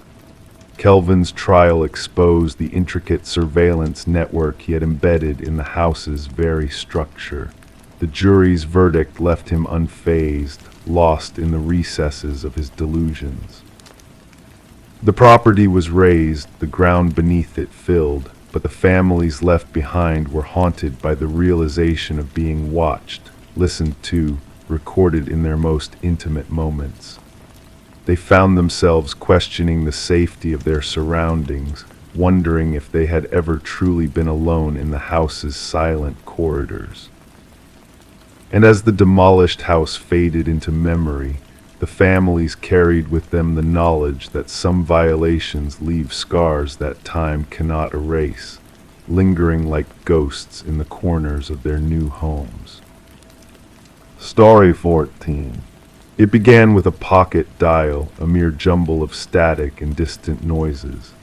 The operator almost dismissed it as nothing until a sudden voice pierced through the chaos. A woman speaking in hushed urgency, "He's here." Then an eerie silence descended. The call originated from an empty house, a dwelling long forgotten and forsaken by time. There were no signs of forced entry, no disruptions in the stillness. Yet in the midst of the untouched rooms, in the kitchen coated with a film of dust, there sat a phone on the counter, its screen softly aglow. The call had been placed mere minutes ago. Detective Morgan Reed found herself entranced by the playback, listening for the fifth time to the haunting whisper that lingered in the air, desperate, filled with terror and utterly impossible. The abandoned property once belonged to the Sullivan family, who had fled after a devastating house fire that devoured a portion of the estate. Since then, the house stood vacant, visited only by the caretaker on monthly rounds, attesting that no intruders had trespassed within its walls for years. "Can we trace the number?" Morgan inquired of her partner, Detective Walsh. The reply revealed the caller to be Catherine Sullivan, the deceased daughter of the former homeowners. She had perished in a car accident 3 years prior. As Morgan gazed at the phone enclosed in an evidence bag, the enigma of the case deepened. A deceased woman's phone making calls from an abandoned resident's logic faltered in the face of such a perplexing riddle. The forensic team scoured the scene, uncovering no substantial leads. The phone bore no fingerprints save for faint, unidentifiable smudges. No footprints marked a path to or from the house. The very air seemed to guard its secrets, leaving investigators adrift in a sea of unanswered questions. The heart of the inquiry lay in those 11 seconds of static and breath, and the 5 haunting words spoken into the void. Voice analysis confirmed the voice as Catherine Sullivan's, with a staggering 98% certainty, derived from archival recordings. The timestamp of the call aligned precisely with the moment of Catherine's tragic demise 3 years earlier, down to the minute. Morgan and Walsh delved into Catherine's past, interviewing all who had known her. Her father professed genuine bewilderment. Her mother crumbled at the sound of the recording, recognizing her daughter's fear-stricken tone. Mark Jennings, Catherine's former beau at the time of her passing, provided an alibi for the night in question. He had been laboring through a hospital night shift, corroborated by numerous witnesses and security footage. The abandoned house stood as a silent sentinel, bearing witness to a call that defied reality. The case lay dormant until a call from Catherine's mother reignited the flames of the investigation. "I discovered something in her belongings," she trembled over the phone. Katie kept a journal, the final entry. "You must see it." Within the journal's pages lay a meticulous account of Catherine's tumultuous relationship with Mark, the tender beginnings, the descent into manipulation and isolation, and the crescendo of fear. The last entry bore a chilling message: "He's discovered my plans to leave. His rage knows no bounds. If anything happens to me, it will not be an accident." Confronted anew, Mark's facade crumbled under the weight of questioning. Denials faltered as evidence surfaced, casting shadows of doubt upon his carefully constructed alibi. The revelation that he had been the first responder to Catherine's accident, preceding emergency services, sent shockwaves through the investigation. Returning to the accident site, investigators probed beneath the surface, unearthing Catherine's actual phone buried 20 feet from the crash site.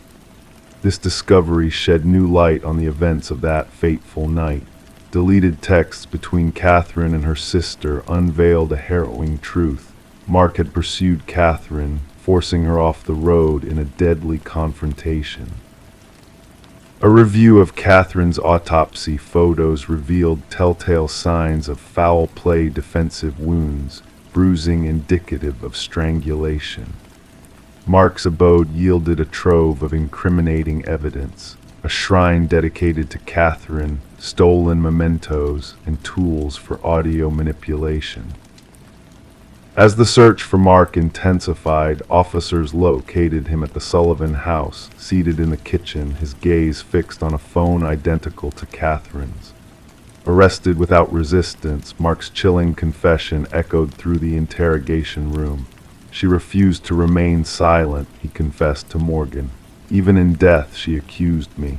I needed the world to hear her voice, to believe she lingered beyond the grave. A ghost cannot testify against me." The trial culminated swiftly, the jury swiftly delivering a verdict of guilty for first-degree murder. As justice prevailed, Catherine's mother clutched her daughter's journal, a testament to the power of her voice from beyond the grave. The phone from the abandoned house now lay dormant in the evidence room, its spectral ring a mere echo of past horrors. In the end, Catherine's story lived on not as a ghostly tale, but as a testament to resilience and the enduring power of a victim's voice, echoing through the annals of time, a beacon of truth amidst the shadows of deception. Story 15, the hotel appeared worn, a relic of a forgotten era where guests passed through for a brief respite. The receptionist handed her the key with a cryptic warning. "Just avoid the last door on the left," he whispered, his eyes holding a mysterious glint. Intrigue tugged at her curiosity. That evening, amidst the hushed atmosphere of the dimly illuminated corridor, she found herself standing before the fateful door. The metal handle chilled her fingertips, and as she leaned closer, the door seemed to whisper secrets only she could hear. On the other side, a presence lingered, breath mingling with the silence. Detective Morgan Reed yawned, weariness evident as she slipped under the caution tape marking the crime scene. A metallic tang tainted the air, a scent that spoke of tragedy. The room told a story of stark contrasts, a pristine bathroom, an untouched bed, and in between, the chilling reality of a life taken too soon. A young woman lay motionless, her golden locks framing her face like a tragic halo. Her vacant gaze stared upward, frozen in a moment of eternal shock or fear. Reed knelt beside her, mindful of the evidence markers scattered around. "Third one this year," remarked the forensic investigator, his tone devoid of emotion as he captured the scene with his camera. same as the others. The victim's attire hinted at sophistication, a stark contrast to the motel's neglect. An expensive handbag lay open, its contents undisturbed. This was not a crime of theft, but of a deeper, darker motive. The hotel manager lingered anxiously in the background, his features drained of color. She arrived alone, paid in cash. I never imagined. His voice trailed off, choked with emotion. The maid found her when she came to clean. Back at the precinct, Reed pinned up photos on the board, a haunting pattern emerging. 3 women, all bearing a striking resemblance, all discovered in obscure motels. Speculation of a serial predator swirled in the air. Autopsy results are in, announced Detective Hayes, dropping a file on Reed's desk. Death by strangulation manual. No signs of sexual assault, no DNA evidence under the victim's nails. Reed furrowed her brow. This was not a random act, but a deliberate, personal vendetta. Days blurred as the investigation delved deeper. Surveillance footage yielded no leads. The victim, identified as Elaine Werner, was a meticulous professional with no apparent enemies. A breakthrough came during an interview with Werner's sister. She mentioned a man from work, the sister divulged, hands trembling. He was married, complicated. She only called him C. Reed's focus shifted to Werner's workplace, where a business card hidden in her desk led to Charles Emerson, a high-ranking executive. Emerson exuded charm and composure, but a flicker of unease betrayed him during questioning. Forensic evidence linked Emerson to the crime, a web of deceit slowly unraveling. Emerson admitted to an affair with Werner but denied any involvement in her death. Yet the evidence painted a different picture. A sinister scheme unfolded. Emerson lured women resembling his wife to secluded motels, recording their interactions before erasing all traces of his despicable acts. The trial exposed his true nature, devoid of remorse or empathy. As justice was served, Reed couldn't shake the lingering unease. The media dubbed it the door on the left case, dissected by experts and enthusiasts alike. But for Reed, the echoes of that night lingered. She found herself haunted by the unopened doors and silent hallways, wondering about the secrets they concealed. In the evidence vault, 3 hotel keys lay dormant, symbols of a darkness that once lurked behind a seemingly ordinary door, a reminder that some mysteries can never truly be put to rest. Story 16. The tale began innocently enough for Michael and Sarah Klein, who embarked on a new chapter in a Victorian-era home that whispered secrets of the past. It wasn't just peeling wallpaper that caught their attention, but the layers beneath, hiding a haunting mystery waiting to be unraveled. The couple, drawn to the charm of the old residence, found themselves peeling back the veil of time when a water stain in the master bedroom revealed a hidden truth. Beneath outdated patterns and faded stripes, a name emerged: Elaine Winters, scrawled in desperation across the wall, a name unknown to them but echoing through the ages. Intrigued and unsettled, they delved into the shadows of history, discovering a missing persons case from decades past. The missing woman, Elaine Winters, bore a striking resemblance to the woman who had sold them the house, Margaret Cavendish, a woman of elegance with silver-streaked hair. As the mystery deepened, their curiosity turned into an obsession, leading them down a twisted path of deception and betrayal. The pieces of the puzzle fell into place as they unearthed hidden identities and uncovered a web of lies woven by a fractured mind. The revelation of Rebecca Eldridge, a psychiatric patient with a chilling secret, sent shivers down their spines. Rebecca, consumed by a twisted obsession with her childhood friend Elaine, had assumed her identity, blurring the lines between reality and delusion. The walls of the house bore witness to Rebecca's inner turmoil, her frantic scribblings a cry for help and a damning confession. The truth, buried beneath layers of deception, came to light as forensic teams unearthed the remains of Alina Winters from the depths of the backyard. Justice, though delayed, found its way to the surface as Rebecca, masquerading as Margaret Cavendish, was apprehended, her facade crumbling in the face of undeniable evidence. The names on the wall, once a mystery, now stood as a testament to a fractured mind's descent into darkness. Michael and Sarah, unwittingly drawn into a tale of madness and murder, found their dream home transformed into a haunting reminder of the past, a place where the walls themselves whispered of long-buried secrets and the price of deception. And as the night fell softly around them, the house embraced its new identity, forever entwined in the tapestry of true crime history, where shadows danced and secrets slept. Story 17. The dwelling had sat unoccupied for countless seasons.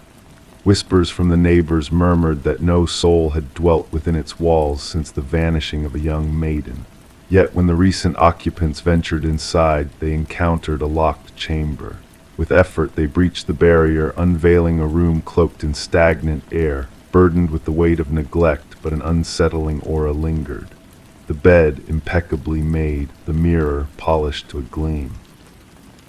Upon the desk, a solitary candle had dwindled into nothingness, its melted wax frozen in place like crystallized tears. And there it lay, the journal, its pages adorned with fresh ink. The concluding entry bore the date of her disappearance. Detective Morgan delved into the journal's contents as forensic experts combed the space for traces. The elegant script belonged to Elise Winters, aged 26, reported missing by her kin nearly half a decade prior. Her script danced across the pages with precision and grace until the final entry, where the ink bore down with intensity, leaving impressions on the blank sheets that followed. "I sense his eyes upon me this night," the last entry divulged. "The same vehicle circled thrice. I've sought aid, yet none heed my plea. Should ill befall me, know it was not by chance." The detective closed the tome, securing it within an evidence pouch. A blend of dust and an elusive chemical tinge lingered in the air. The landlord stood in the threshold, visage pallid, arms tightly crossed. "We scoured every nook ere listing it for lease," he mumbled. "That door was never bolted shut." Elise had toiled as a legal assistant at Harriman and Associates, a prestigious firm embroiled in high-stakes corporate affairs. Colleagues portrayed her as diligent, devoted, but increasingly withdrawn in the weeks antecedent to her disappearance. She lingered after hours, her superior recounted to the investigators in a recorded deposition. Mentioned stumbling upon discrepancies in the Westridge acquisition documents, numbers altered, records retrofitted. The detective scrutinized snapshots of Elise's auburn tresses, earnest gaze behind spectacles, perpetually attired in professional garb. The figure in the images appeared too composed to merely vanish, too methodical to depart without a trace. The chamber divulged scant clues. No signs of strife, no spilt blood, merely a frozen tableau as if Elise had ventured out for a fleeting respite, intending her swift return. The candle's remnants upon the desk, ebony wax, devoid of fragrance. Beneath it, the wood bore scars from the heat's embrace. "What have you unearthed?" Morgan inquired of the lead forensic examiner. "Numerous sets of fingerprints, most eroded by time, yet the absence of prints is intriguing. The doorknob wiped clean inside and out. Likewise the window fastenings. The team dismantled baseboards, probed behind outlets, sought out concealed recesses. Beneath the loose floorboard near the wardrobe, a revelation awaited: a compact waterproof container housing a flash drive and a key. The key granted access to a safety deposit box at Northern Trust Bank. Within lay a secondary flash drive and a trove of documents. The papers delineated financial dealings between Westridge Pharmaceuticals and foreign accounts tied to select partners at Harriman and Associates. Technological sleuthing unveiled the contents of both drives, audio recordings, and spreadsheets chronicling manipulated data from Westridge's flagship drug, Neurapax. The recordings featured Elise's voice interwoven with that of a man identified as Vincent Harriman, the firm's senior partner. "The truth must never surface," Harriman intoned in a recording. "The adverse effects manifested in nearly 40% of subjects, not the paltry 4% we disclosed. Should this leak, both the firm and Westridge's shares plummet into oblivion. Lives are at stake," Elise retorted. "The convulsions materialize precisely as the initial data forecasted." "This dialogue remains confidential," Harriman stipulated. "Remember, what occurs within these walls remains within." For the security of all, Detective Morgan liaised with pharmaceutical overseers, affirming that Neurapax had been discreetly withdrawn following a series of fatalities, aligning with the concealed side effects cataloged in Elise's obscured records. Subpoenas unfurled Harriman's personal and professional archives. Initially devoid of direct links to Elise's absence, a revelation emerged upon unearthing invoices for an industrial cleaning service at his vacation abode the day following her vanishing.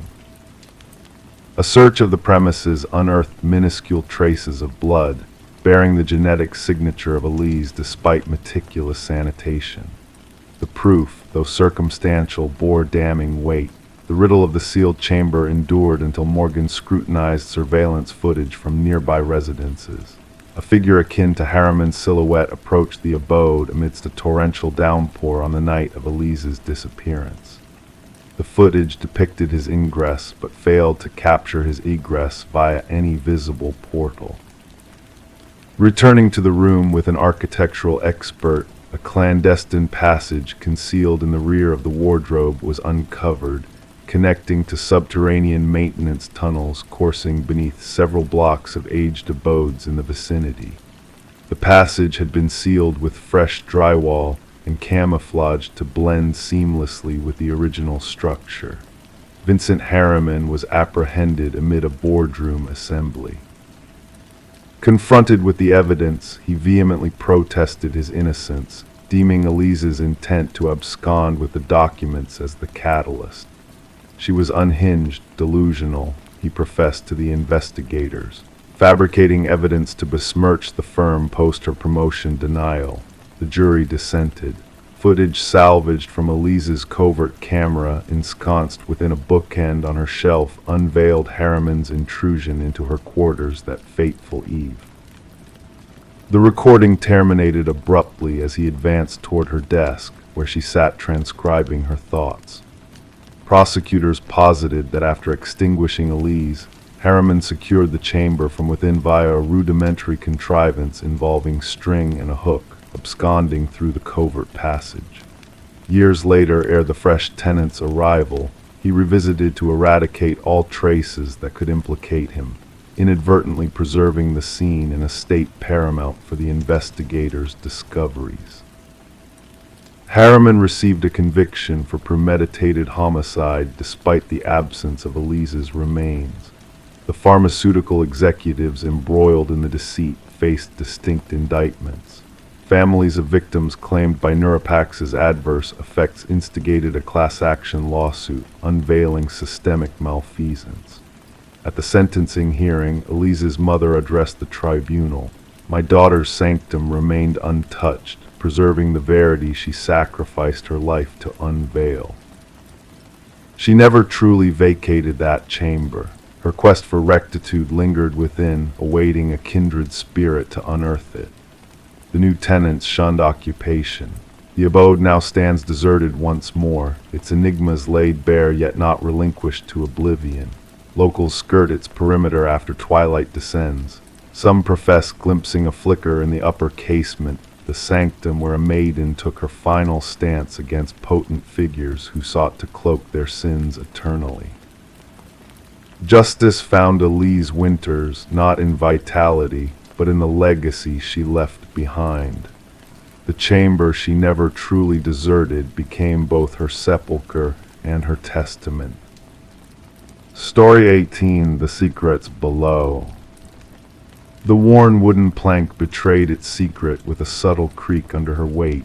Curiosity piqued. She knelt down to investigate, tracing her fingertips along the edges where it had shifted. The floor, once seemingly solid, now whispered of hidden depths. With a delicate touch, she lifted the boards, unveiling a dark, narrow space beneath the house. In the dim light, dust danced in the air, clinging to forgotten cobwebs. As her eyes adjusted, shapes emerged from the shadows: a mattress, a chair, and tucked away in the corner, a weathered notebook. Pages upon pages filled with a single name repeated endlessly, her own name. Detective Morgan Reed watched as Sarah Coleman peered into the abyss beneath her newfound home. Beyond the physical discovery lay a deeper unease, a violation of sanctuary, a sinister presence encroaching on what should have been a fresh beginning. "Do not disturb anything further," Detective Reed's voice, steady yet commanding, cut through the silence. Her flashlight pierced the darkness, unveiling walls adorned with surveillance photographs, evidence of an obsession that had festered beneath Sarah's unsuspecting feet. Sarah had acquired the quaint cottage from the estate of Walter Green, an elderly recluse who had passed away with no known kin. The property had sat empty for months, its secrets lying dormant until Sarah's arrival. The real estate listing had painted a picture of charm and minor renovations, omitting the lurking darkness within. "I never met him, the previous owner," Sarah's voice trembled. "The neighbors spoke of his reclusiveness. I was told the basement access was sealed off long ago. The inspection report made no mention of this." The arrival of crime scene investigators marked the next chapter of the chilling saga. Equipment cases thudded against the wooden floors as they meticulously documented every detail, lifting the mattress, chair, and notebook from their clandestine lair. Forensic analysis uncovered a haunting truth. Walter Green's fingerprints adorned every surface within the hidden chamber. But it was the timeline that sent shivers down the spines of investigators. For years preceding his demise, Walter had been a silent spectator in Sarah's life, unseen and unknown. "This level of fixation often escalates," the department psychologist somberly explained. "From fantasy to preparation, the hidden room suggests a darker intent." Detective Reed's pursuit of the truth led her to Walter's former colleague, a man haunted by guilt and revelation. In a halting confession, he revealed Walter's fixation on Sarah, his cryptic proclamations of ownership. A search of Walter's untouched workplace locker unveiled a key that unlocked a storage unit, a shrine to Sarah's existence. Replica furniture, a mannequin mirroring her likeness, and a calendar marking a fateful day loomed as a testament to Walter's delusion. In his youth, Walter had been institutionalized for a fixation on a teacher, a history of erotomania that lay dormant until Sarah unwittingly reignited his obsession. A smile, a glance triggers that set a deadly plan in motion. As Sarah stood in the echoes of her violated sanctuary, she made a decision to flee the haunting memories, to seek solace far from the shadows of her past. Detective Reed, a silent guardian, offered a watchful eye, a reminder of the fragile line between safety and peril. The house changed hands, its new occupants unaware of the darkness that had once dwelled beneath. The hidden room sealed, the floorboards replaced, life marched forward. But for those privy to the truth, the tale of the room beneath the floor whispered of unseen dangers, of monsters eluding justice, and of victims teetering on the brink of oblivion. Story 19. The old Polaroid held secrets of a forgotten birthday, frozen in time. Faces smiled, candles flickered, an ordinary scene. But when the daughter inherited the box of memories, a chilling discovery awaited. Among the snapshots, a lurking presence emerged. A man, shrouded in shadow, stood just beyond the group, unnoticed and unwelcome. Each photo revealed him drawing closer, a silent intruder in the cherished moments captured on film. Sarah Winters stumbled upon the collection while sorting through her mother's attic after the funeral. A simple cardboard box labeled Memories held a trove of faded photographs from her childhood, meant to evoke joy and nostalgia. Instead, they unveiled a dark mystery, a nightmare veiled in the guise of cherished memories. In the initial photo, he lingered at the edge, a mere silhouette during her 7th birthday celebration. The next frame showed him inside, moving subtly closer.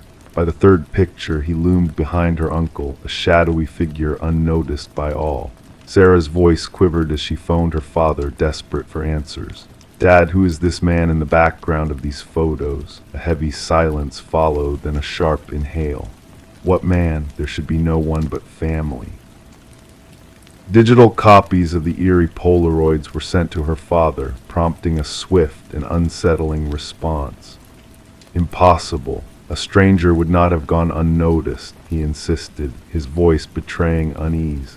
Seeking answers, Sarah turned to Detective Marcus Reed, who patiently examined the haunting images spread across his desk.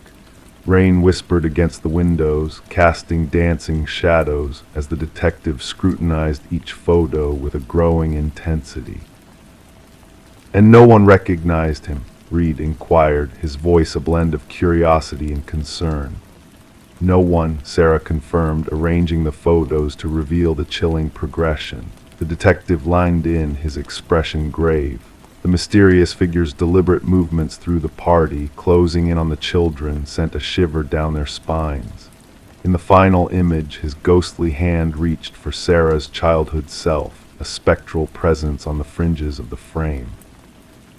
Suggesting the photographer's involvement, Reed's doubt lingered in the air.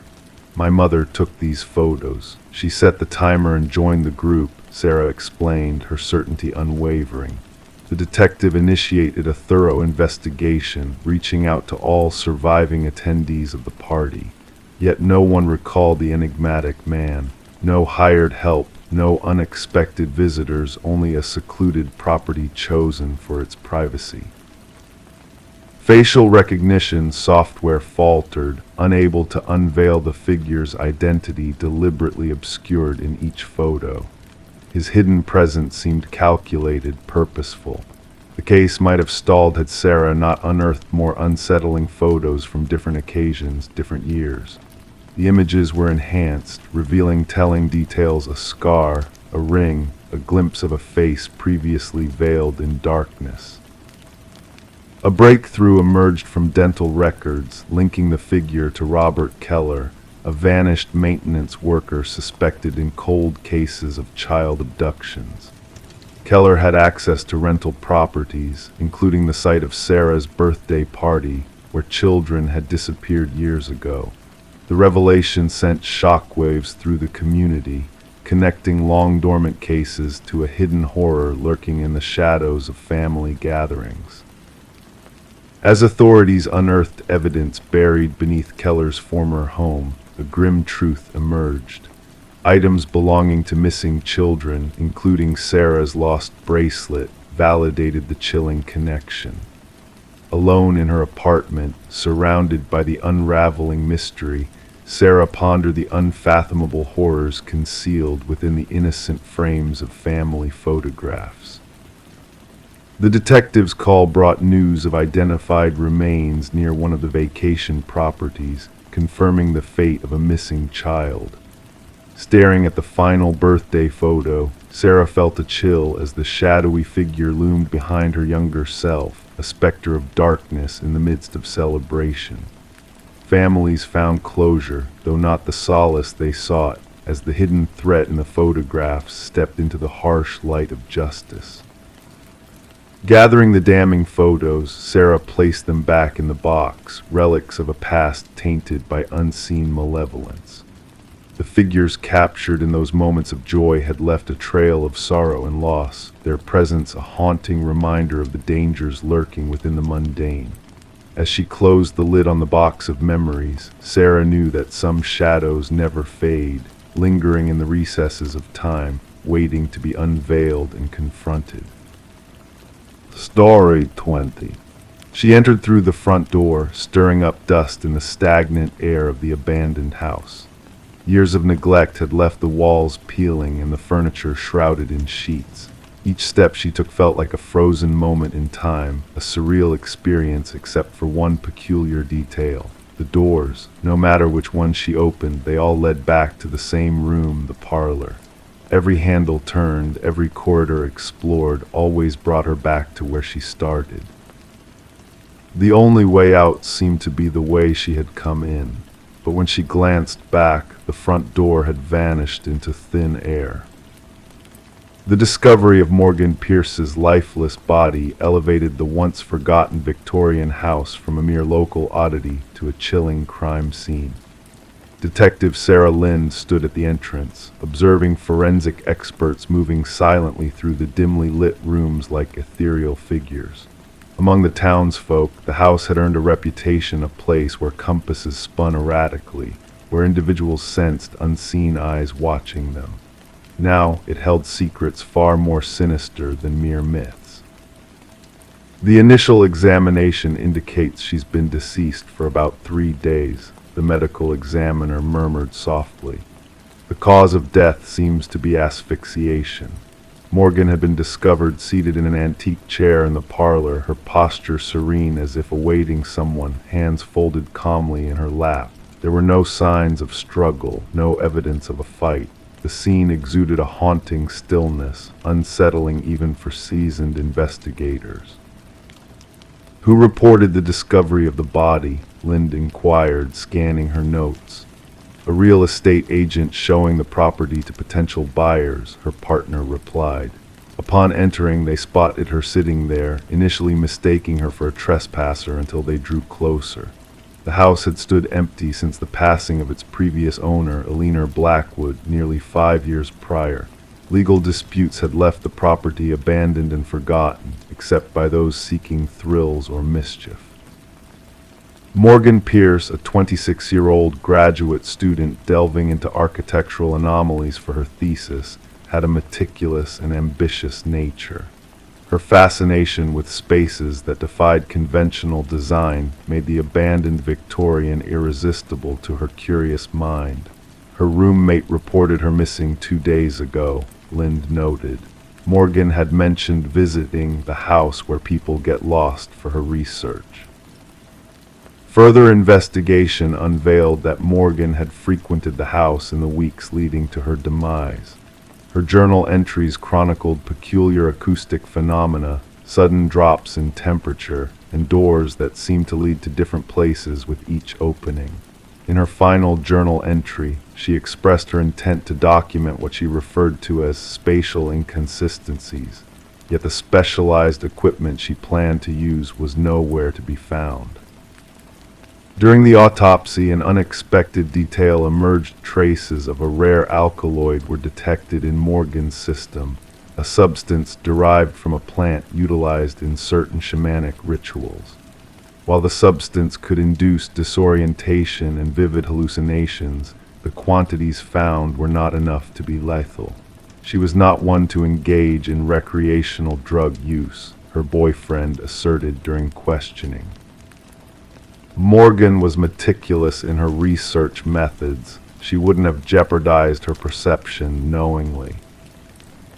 Digital investigations unearthed deleted messages from Morgan's phone, exchanges with an individual sharing her fascination with the mysterious house, someone claiming to comprehend its enigmas. The tone of the messages evolved from cryptic to intimate. The house holds memories of its past, one message hinted. It awaits someone to acknowledge them. The inquiry led Lind and her team to Adam Reeves, an architectural historian who had corresponded with Morgan. His expertise in rare spatial phenomena piqued her interest, evolving their professional bond into a personal connection.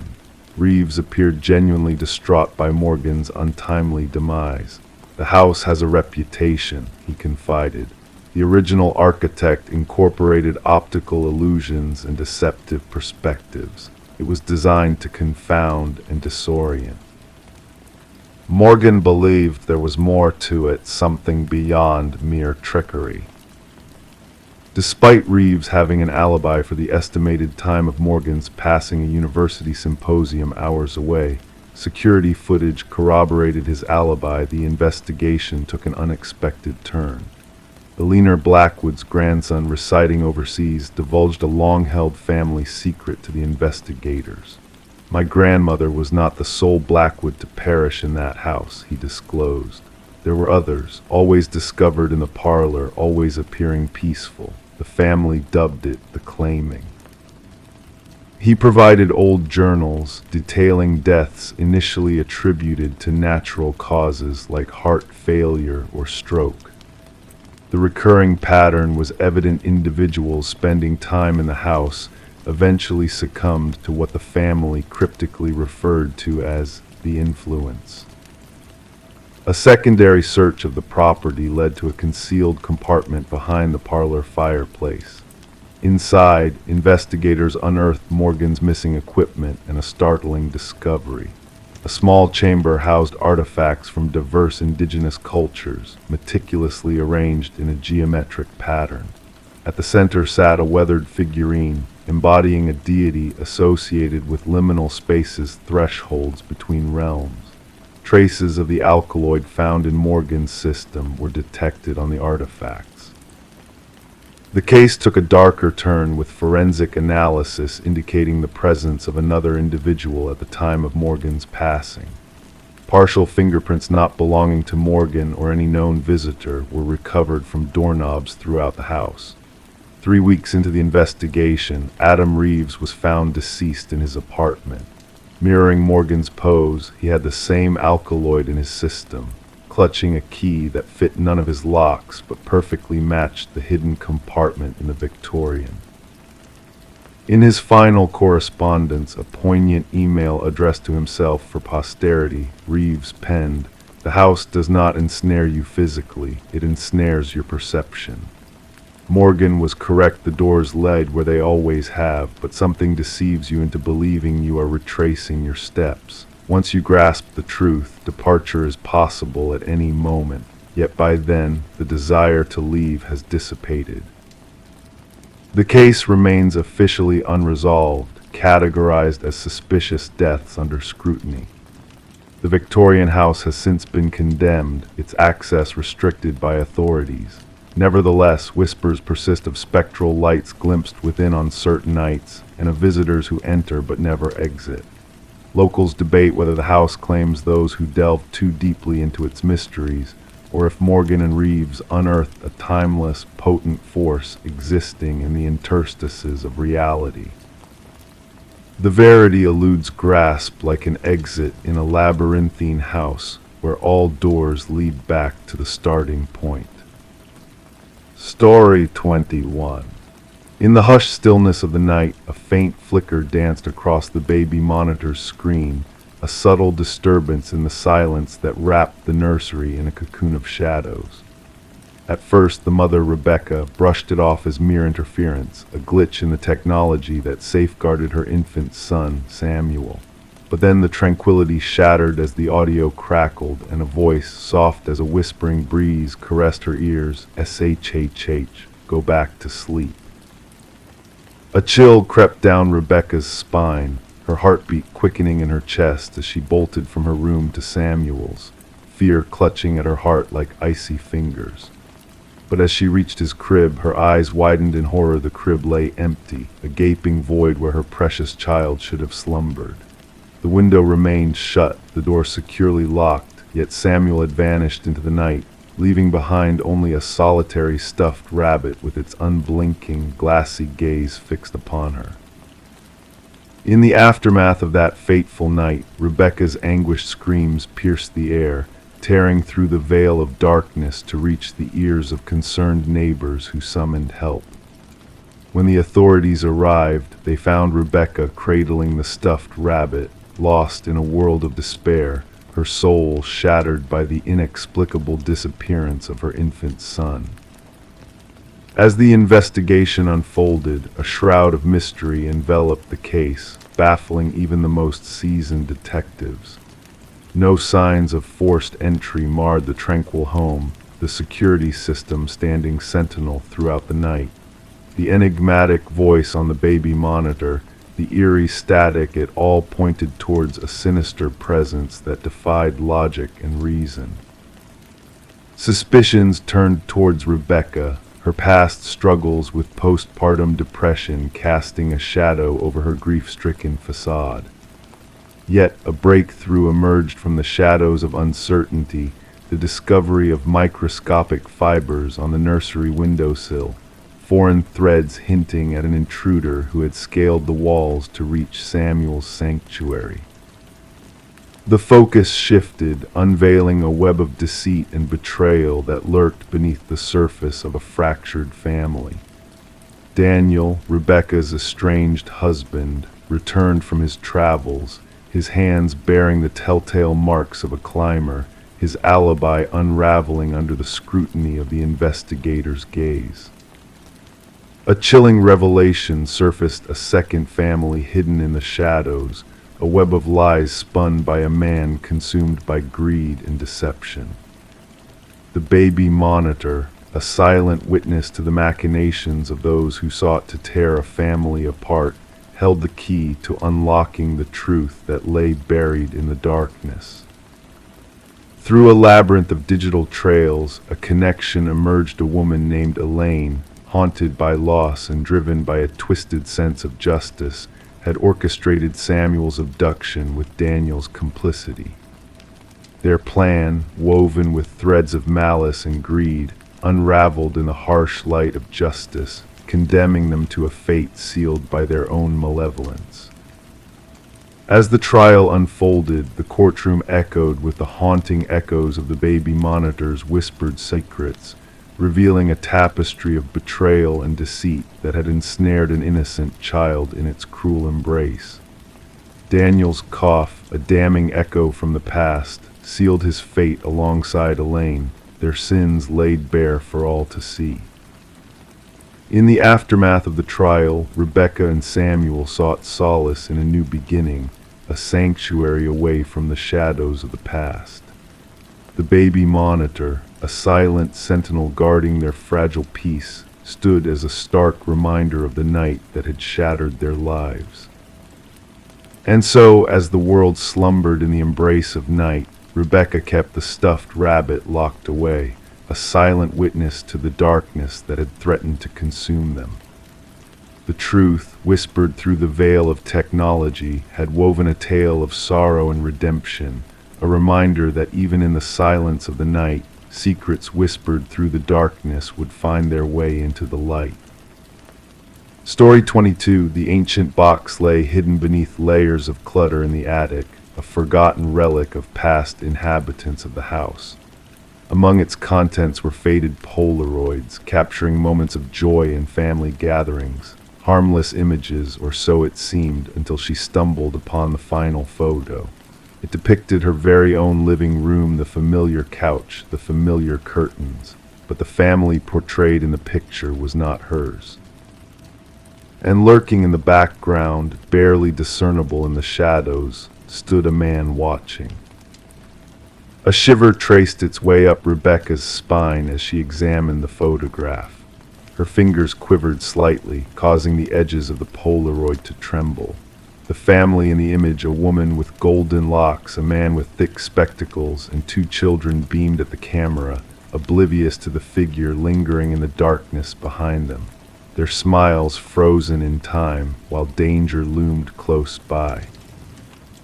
Carrying the unsettling photo downstairs, each creak of the wooden steps echoed in the hollow house. Since moving in 4 months ago, the vast emptiness had always made her uneasy, but now it felt oppressive. Placing the photo on the cold kitchen counter, Rebecca scrutinized it under the harsh glare of the fluorescent light. The uncanny resemblance between her home and the unknown family's setting was undeniable. The archway, the ornate crown molding, the bay window bathing the room in morning light. This was undeniably her house, yet these faces were strangers. The arrival of Detective Morgan added a new layer of intrigue. Clad in a worn leather jacket that whispered of countless investigations, his keen eyes absorbed every detail, methodically analyzing the photo. Tracing a gloved finger along the Polaroid's edge, he turned it over, revealing a blank back. "What do you know about the previous owners, the Nelsons?" he inquired in a deep, rumbling voice. Rebecca confessed, "Almost nothing. They had already relocated out of state when I bought the house through a realtor." Nodding knowingly, Morgan requested, "May I take this? Our team might be able to identify the family in the photograph." The investigation commenced discreetly. Unraveling the house's history, Rebecca discovered that the Nelsons had acquired it from the Crawfords, who had resided there for 7 years before abruptly leaving. Prior to them, the Mornos had owned the property for nearly a decade. Detective Morgan delved into property records, interviewed former neighbors, and meticulously constructed a timeline of past occupants. A breakthrough emerged unexpectedly. A retired mail carrier identified the family in the photo as the Sutherlands. They lived there for about a year before vanishing without a trace, he affirmed. Mail piled up. Neighbors assumed they had relocated. Without notice, the Sutherlands had simply disappeared.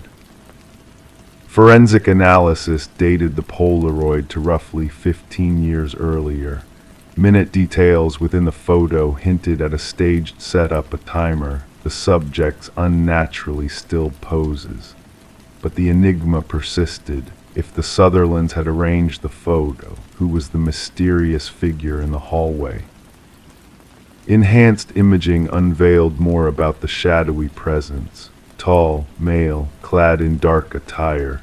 His countenance remained obscured, yet his stance exuded a sense of watchful vigilance. He seemed to belong there, as if he had a rightful place within those walls. Detective Morgan uncovered a chilling pattern. Prior to the Sutherlands, a succession of families had occupied the house for precisely 1 year before disappearing. 5 families in 5 years, all vanishing without a trace after 12 months of residency. With Rebecca having lived there for only 4 months, a sense of impending dread lingered in the air.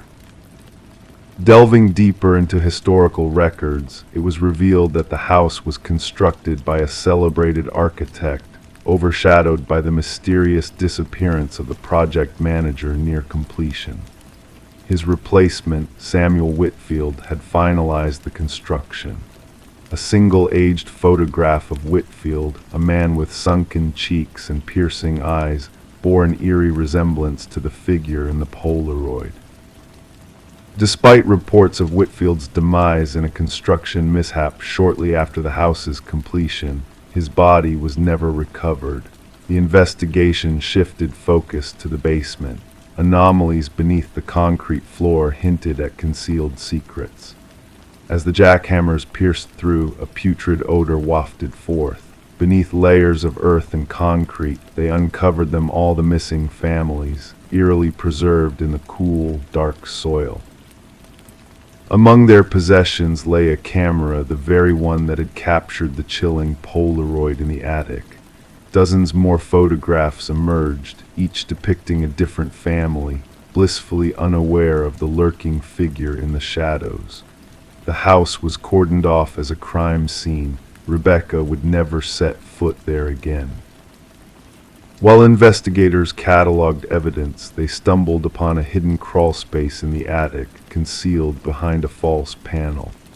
Within lay a small cot, photography equipment, and a journal brimming with meticulous observations of the families who had resided there. The final entry, dated a mere 3 days prior, read, "The new one is different. She discovered my photo too soon. I must hasten my plans.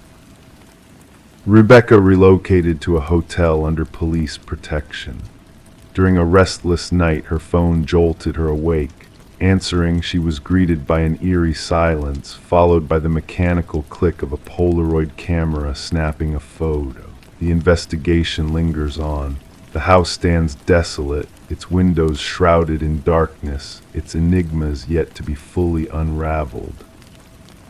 The elusive Samuel Whitfield remains untraceable.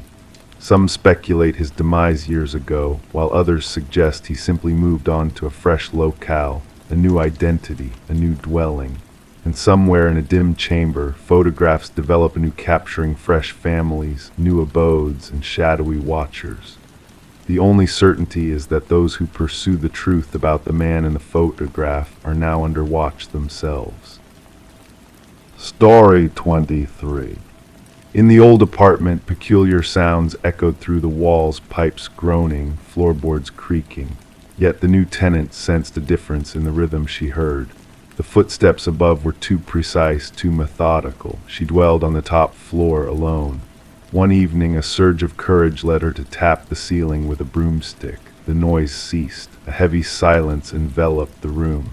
Then a singular knock reverberated from within the hollow ceiling. Sarah Coleman chose to keep the mysterious knocking to herself. She dismissed it as the settling of the building, or perhaps a small creature seeking refuge in the attic space. Despite the persistent nightly footsteps above, she adjusted, cranking up the television volume, donning headphones to bed, anything to muffle the deliberate footfalls traversing her ceiling in the shadows. Detective Morris caught wind of the apartment through a maintenance worker who stumbled upon a concealed crawlspace during routine repairs. While fixing a leak outside Sarah's unit, the worker uncovered a hidden passage that defied the building's blueprints. Peering inside with a flashlight, he revealed a secret living area, scattered food wrappers, empty water bottles, a soiled blanket, and a tattered notebook. The superintendent promptly alerted the police. Detective Morris, accompanied by his partner Detective Rivera, arrived to find the shaken maintenance worker muttering, "Someone dwells within the walls." The notebook contained intricate notes on Sarah Coleman, her daily routine, her guests, her meals, her entertainment choices, her bathing times, her rest hours. The script, once neat, descended into chaos towards the end, with strange symbols scrawled in the margins. "The subject no longer heeds my signals," the final entry read. "She has chosen to ignore me. No one ignores me." Forensic teams combed the crawl space, unearthing fingerprints unmatched in any database. A maze of passages intertwined within the building's walls and ceilings, some aged over decades per structural assessments. These pathways linked to 5 different apartments, but terminated in observation points disguised as fixtures or minor damages in one unit alone, Sarah Coleman's. Residents currently occupying the building reported no unusual occurrences beyond typical apartment noises. Former inhabitants painted a contrasting narrative. 3 prior tenants of Sarah's unit recounted sensations of being watched or hearing inexplicable movements. 1 tenant departed after a mere fortnight. None dared to voice their experiences, fearing ridicule. A breakthrough materialized when forensics detected minuscule blood traces in a crawlspace. DNA analysis identified Martin Weaver, a former tenant who had vanished without a trace 4 years ago. He resided directly beneath Sarah's apartment. Detective Morris revisited Martin's disappearance, learning that he had confronted his upstairs neighbor Edward, a reclusive man who vanished shortly after their altercation. Edward's history unraveled a pattern of transient living. He gravitated towards top-floor units, kept to himself, then vanished without a trace. A neighbor from his past recalled him as intense, fixated on silence. Property records hinted at a secluded rural property owned by Edward. Authorities stumbled upon a cabin nestled in the wilderness, adorned with photos and notes. Images of apartment residents, including Sarah and Martin, adorned the walls. Detailed diagrams of ventilation systems and structural vulnerabilities littered the space, alongside journals chronicling specimen observations and habitat maintenance. A corkboard displayed missing persons report 6 of them, all prior residents of Edward's former buildings. Outside the cabin, cadaver dogs led investigators to freshly disturbed earth. The excavation uncovered remnants of human lives buried in shallow graves. As forensic anthropologists toiled to identify the victims, Detective Morris revisited Sarah's building. Though the crawl spaces had been sealed, residents sporadically reported unsettling noises. During a security system installation, maintenance workers unearthed a notebook tucked in a crevice where the ceiling met the wall, a newer edition. Its initial page bore a chilling message. They discovered my old refuge, but my new one remains hidden. The final page depicted a rough sketch of Sarah's apartment layout, a crimson trail marking a new passage, and a date for that very night. Officers hastened to evacuate Sarah, but her dwelling stood deserted. Her phone rested on the kitchen counter. The television hummed softly. The shower trickled in the background. In the misty bathroom mirror, a message materialized, etched by a finger. Look up. A ceiling panel above the shower had been removed. The search for Edward, now known as Edward Mercer, persisted. A construction worker by trade, his expertise in building structures facilitated the creation of his covert network. Thermal scans revealed no signs of recent occupancy within the walls.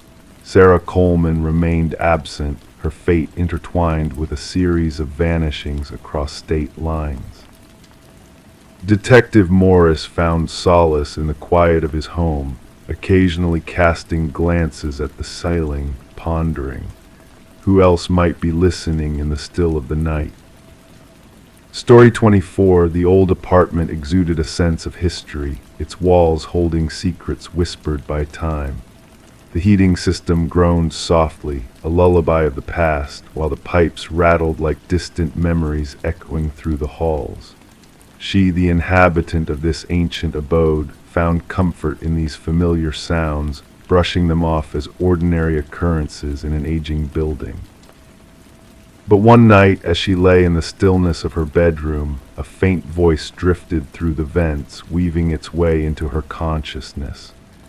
It wasn't the usual background noise. It was a whisper, soft and insistent, calling out her name with a mysterious urgency. Intrigued and slightly unnerved, she approached the vent, heart fluttering in her chest. A rush of cold air brushed against her skin, carrying with it a message, almost playful in its tone.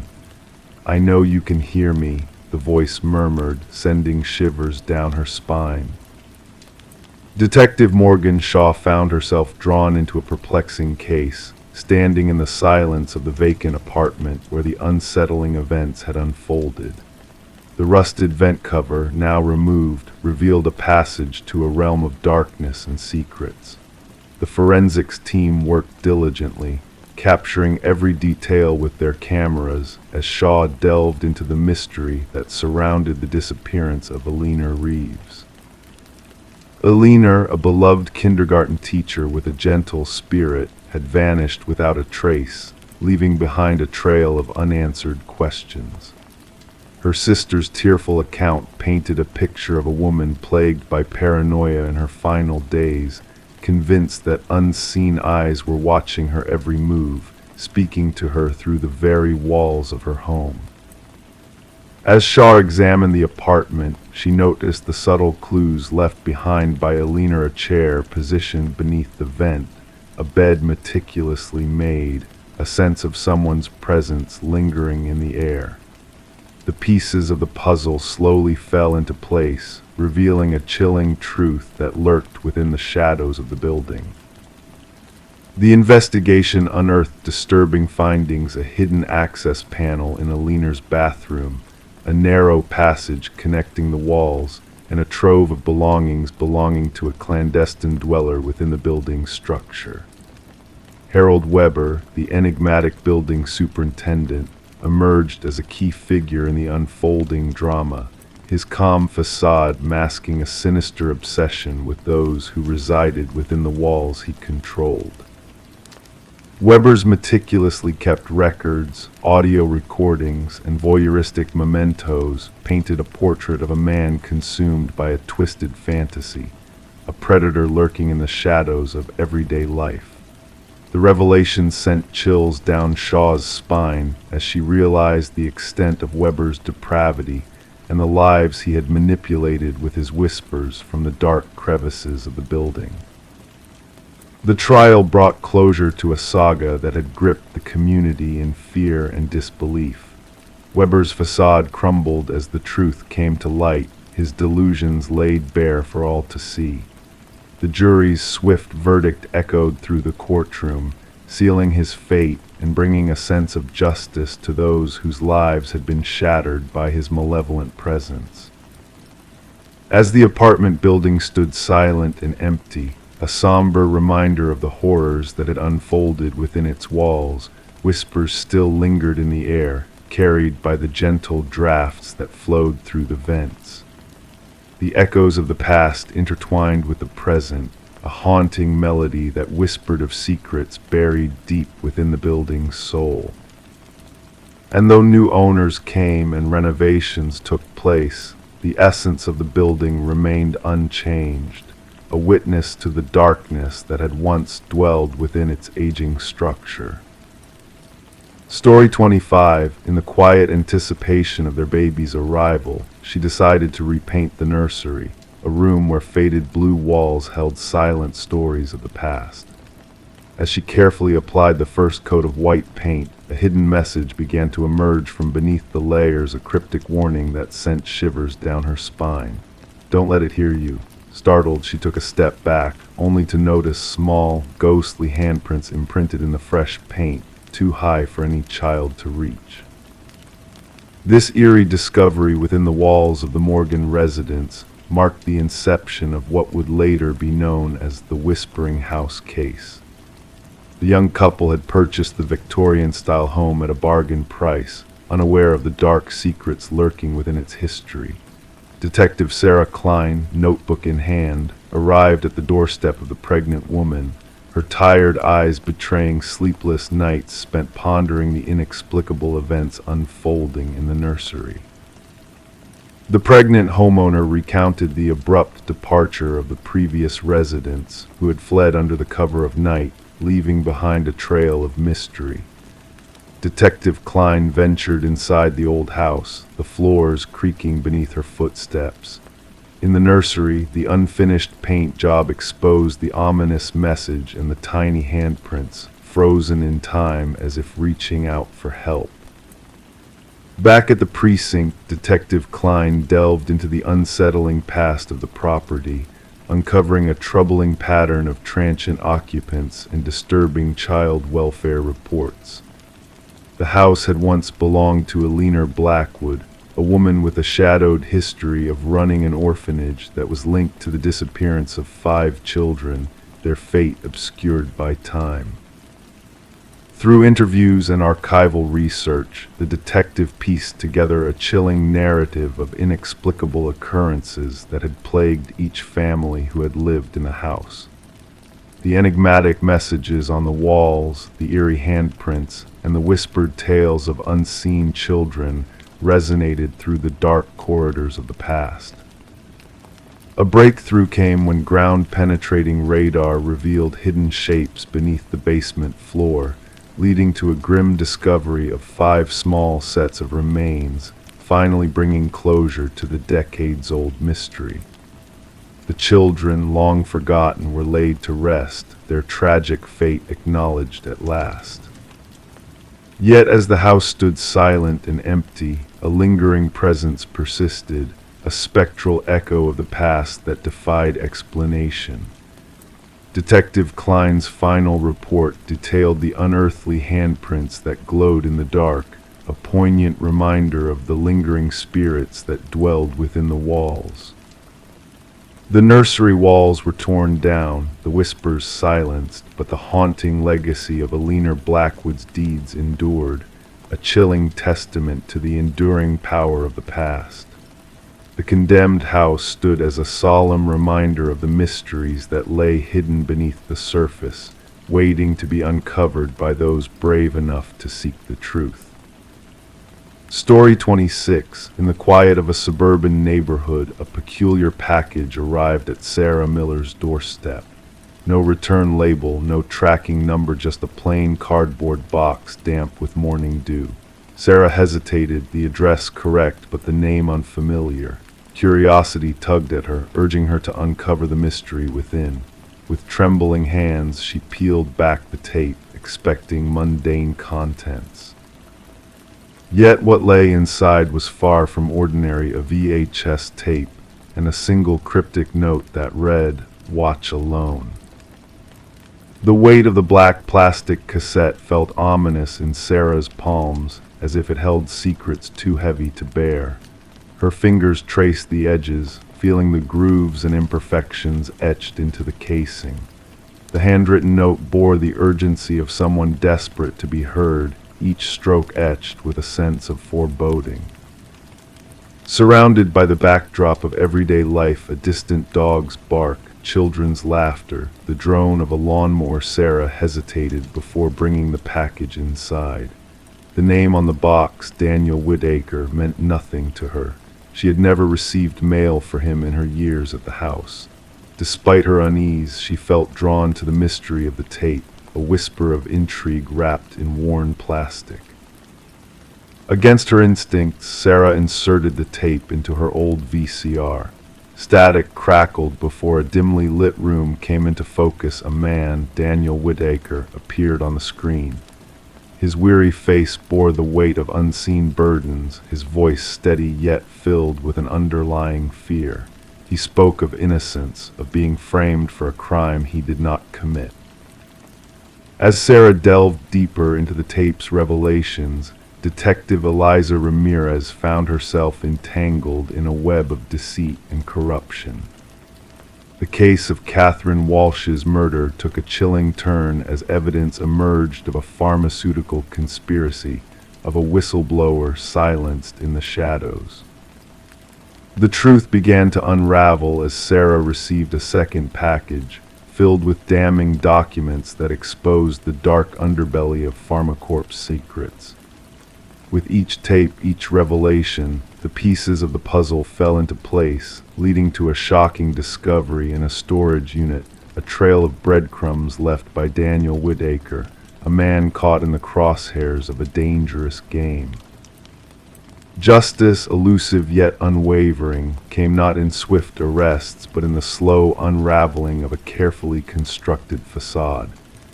Executives fell, the truth emerged, and Daniel Whitaker emerged from the shadows, a man changed by his journey through darkness. As Sarah and Daniel stood on her porch, their eyes met in silent understanding.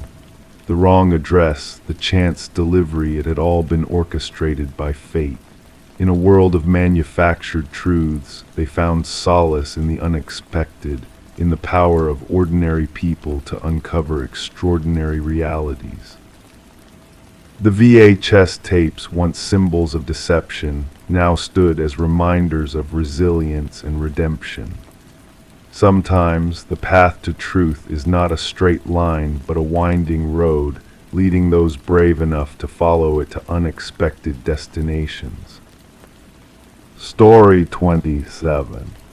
The river flowed gently that quiet morning, its surface smooth as glass reflecting the soft light of dawn. The fisherman, lost in his thoughts, almost missed the sight of a solitary suitcase bobbing near the shore. Initially he mistook it for a pile of discarded clothes, but as he drew closer, a noxious odor assaulted his senses, thick, clinging, impossible to ignore. The suitcase was encased in chains, its corners tarnished by the elements.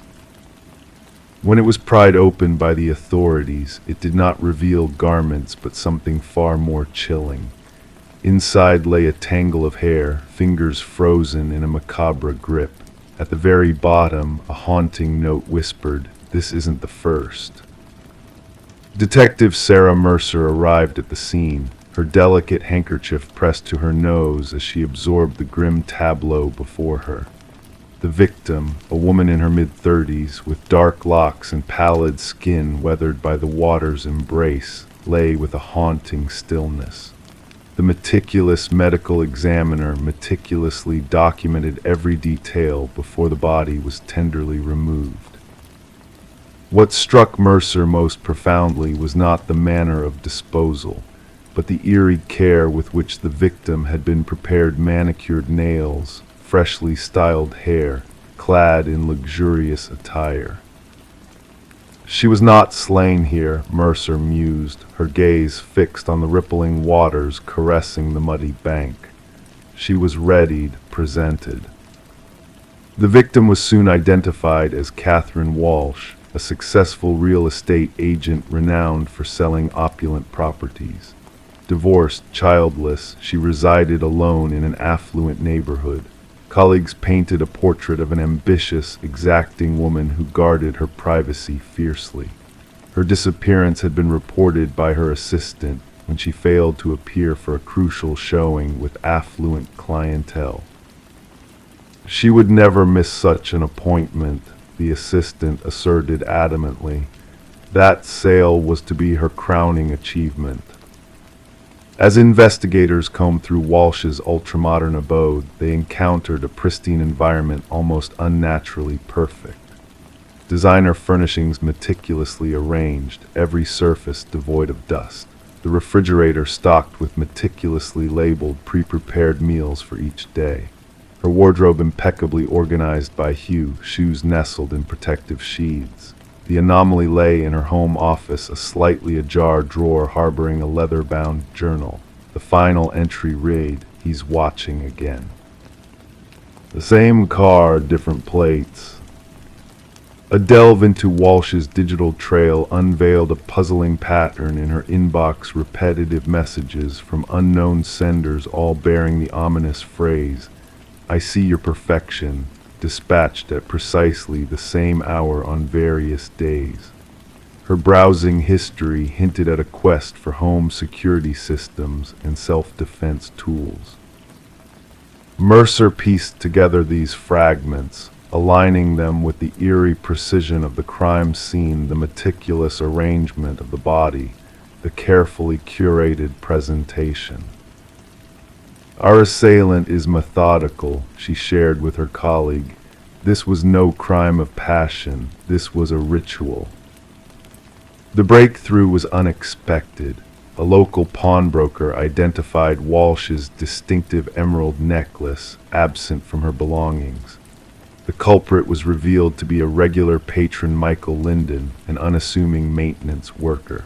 Surveillance footage unveiled Linden's recurrent visits to Walsh's building over months, sometimes wheeling his maintenance cart, sometimes not, always during her absences when showcasing properties. Upon scouring Linden's modest dwelling, investigators unearthed a trove of secret horrors. Photographs adorned his walls, images of Walsh and other women, all possessing striking resemblances, all captured unbeknownst to them. Some portraits were marred by red crosses. Walsh was the third. Concealed behind a false panel in his closet lay a shrine. Mementos belonging to each victim meticulously arrayed, a hairbrush entwined with strands, tissues imprinted with lipstick, receipts, keys. Each assemblage accompanied by a miniature diary chronicling daily routines, predilections, quirks. The interrogation room exuded a chilling ambience as Linden was escorted in. His demeanor, composed and soft-spoken, belied the horrors he had wrought. Confronted with the damning evidence, he remained impassive. "They were flawed," he intoned, devoid of emotion.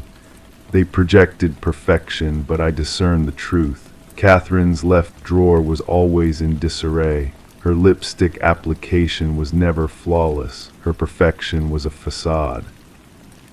The quest for the prior two victims mentioned in his cryptic note led investigators to remote locales where two additional suitcases were retrieved. Within lay women resembling Walsh, both real estate agents who flaunted their perfectionist attention to detail. During Lyndon's trial, he sat motionless, his countenance inscrutable as the prosecution unraveled his methodologies. He had shadowed each woman meticulously, scrutinizing their routines, infiltrating their sanctuaries, studying their essence. Upon seizing them, he enhanced what he perceived as their shortcomings, washing and styling their hair, applying makeup with precision, draping them in their finest garments before extinguishing their lives. The families of the victims bore silent witness as the judge imposed a sentence of life without parole. For Mercer, the case was officially concluded, yet enigmas lingered. What had triggered Lyndon's fixation on these particular women? What internal imperfection was he seeking to obliterate through his atrocities? Downstream, the river meandered on, its waters purged of any trace. But within the precinct, on Mercer's desk, rested replicas of those chilling diaries, a stark reminder that in the ordinary, shadows may lurk unseen. And perhaps the gravest threats dwell in plain view, observing, awaiting the slightest blemish to be exposed.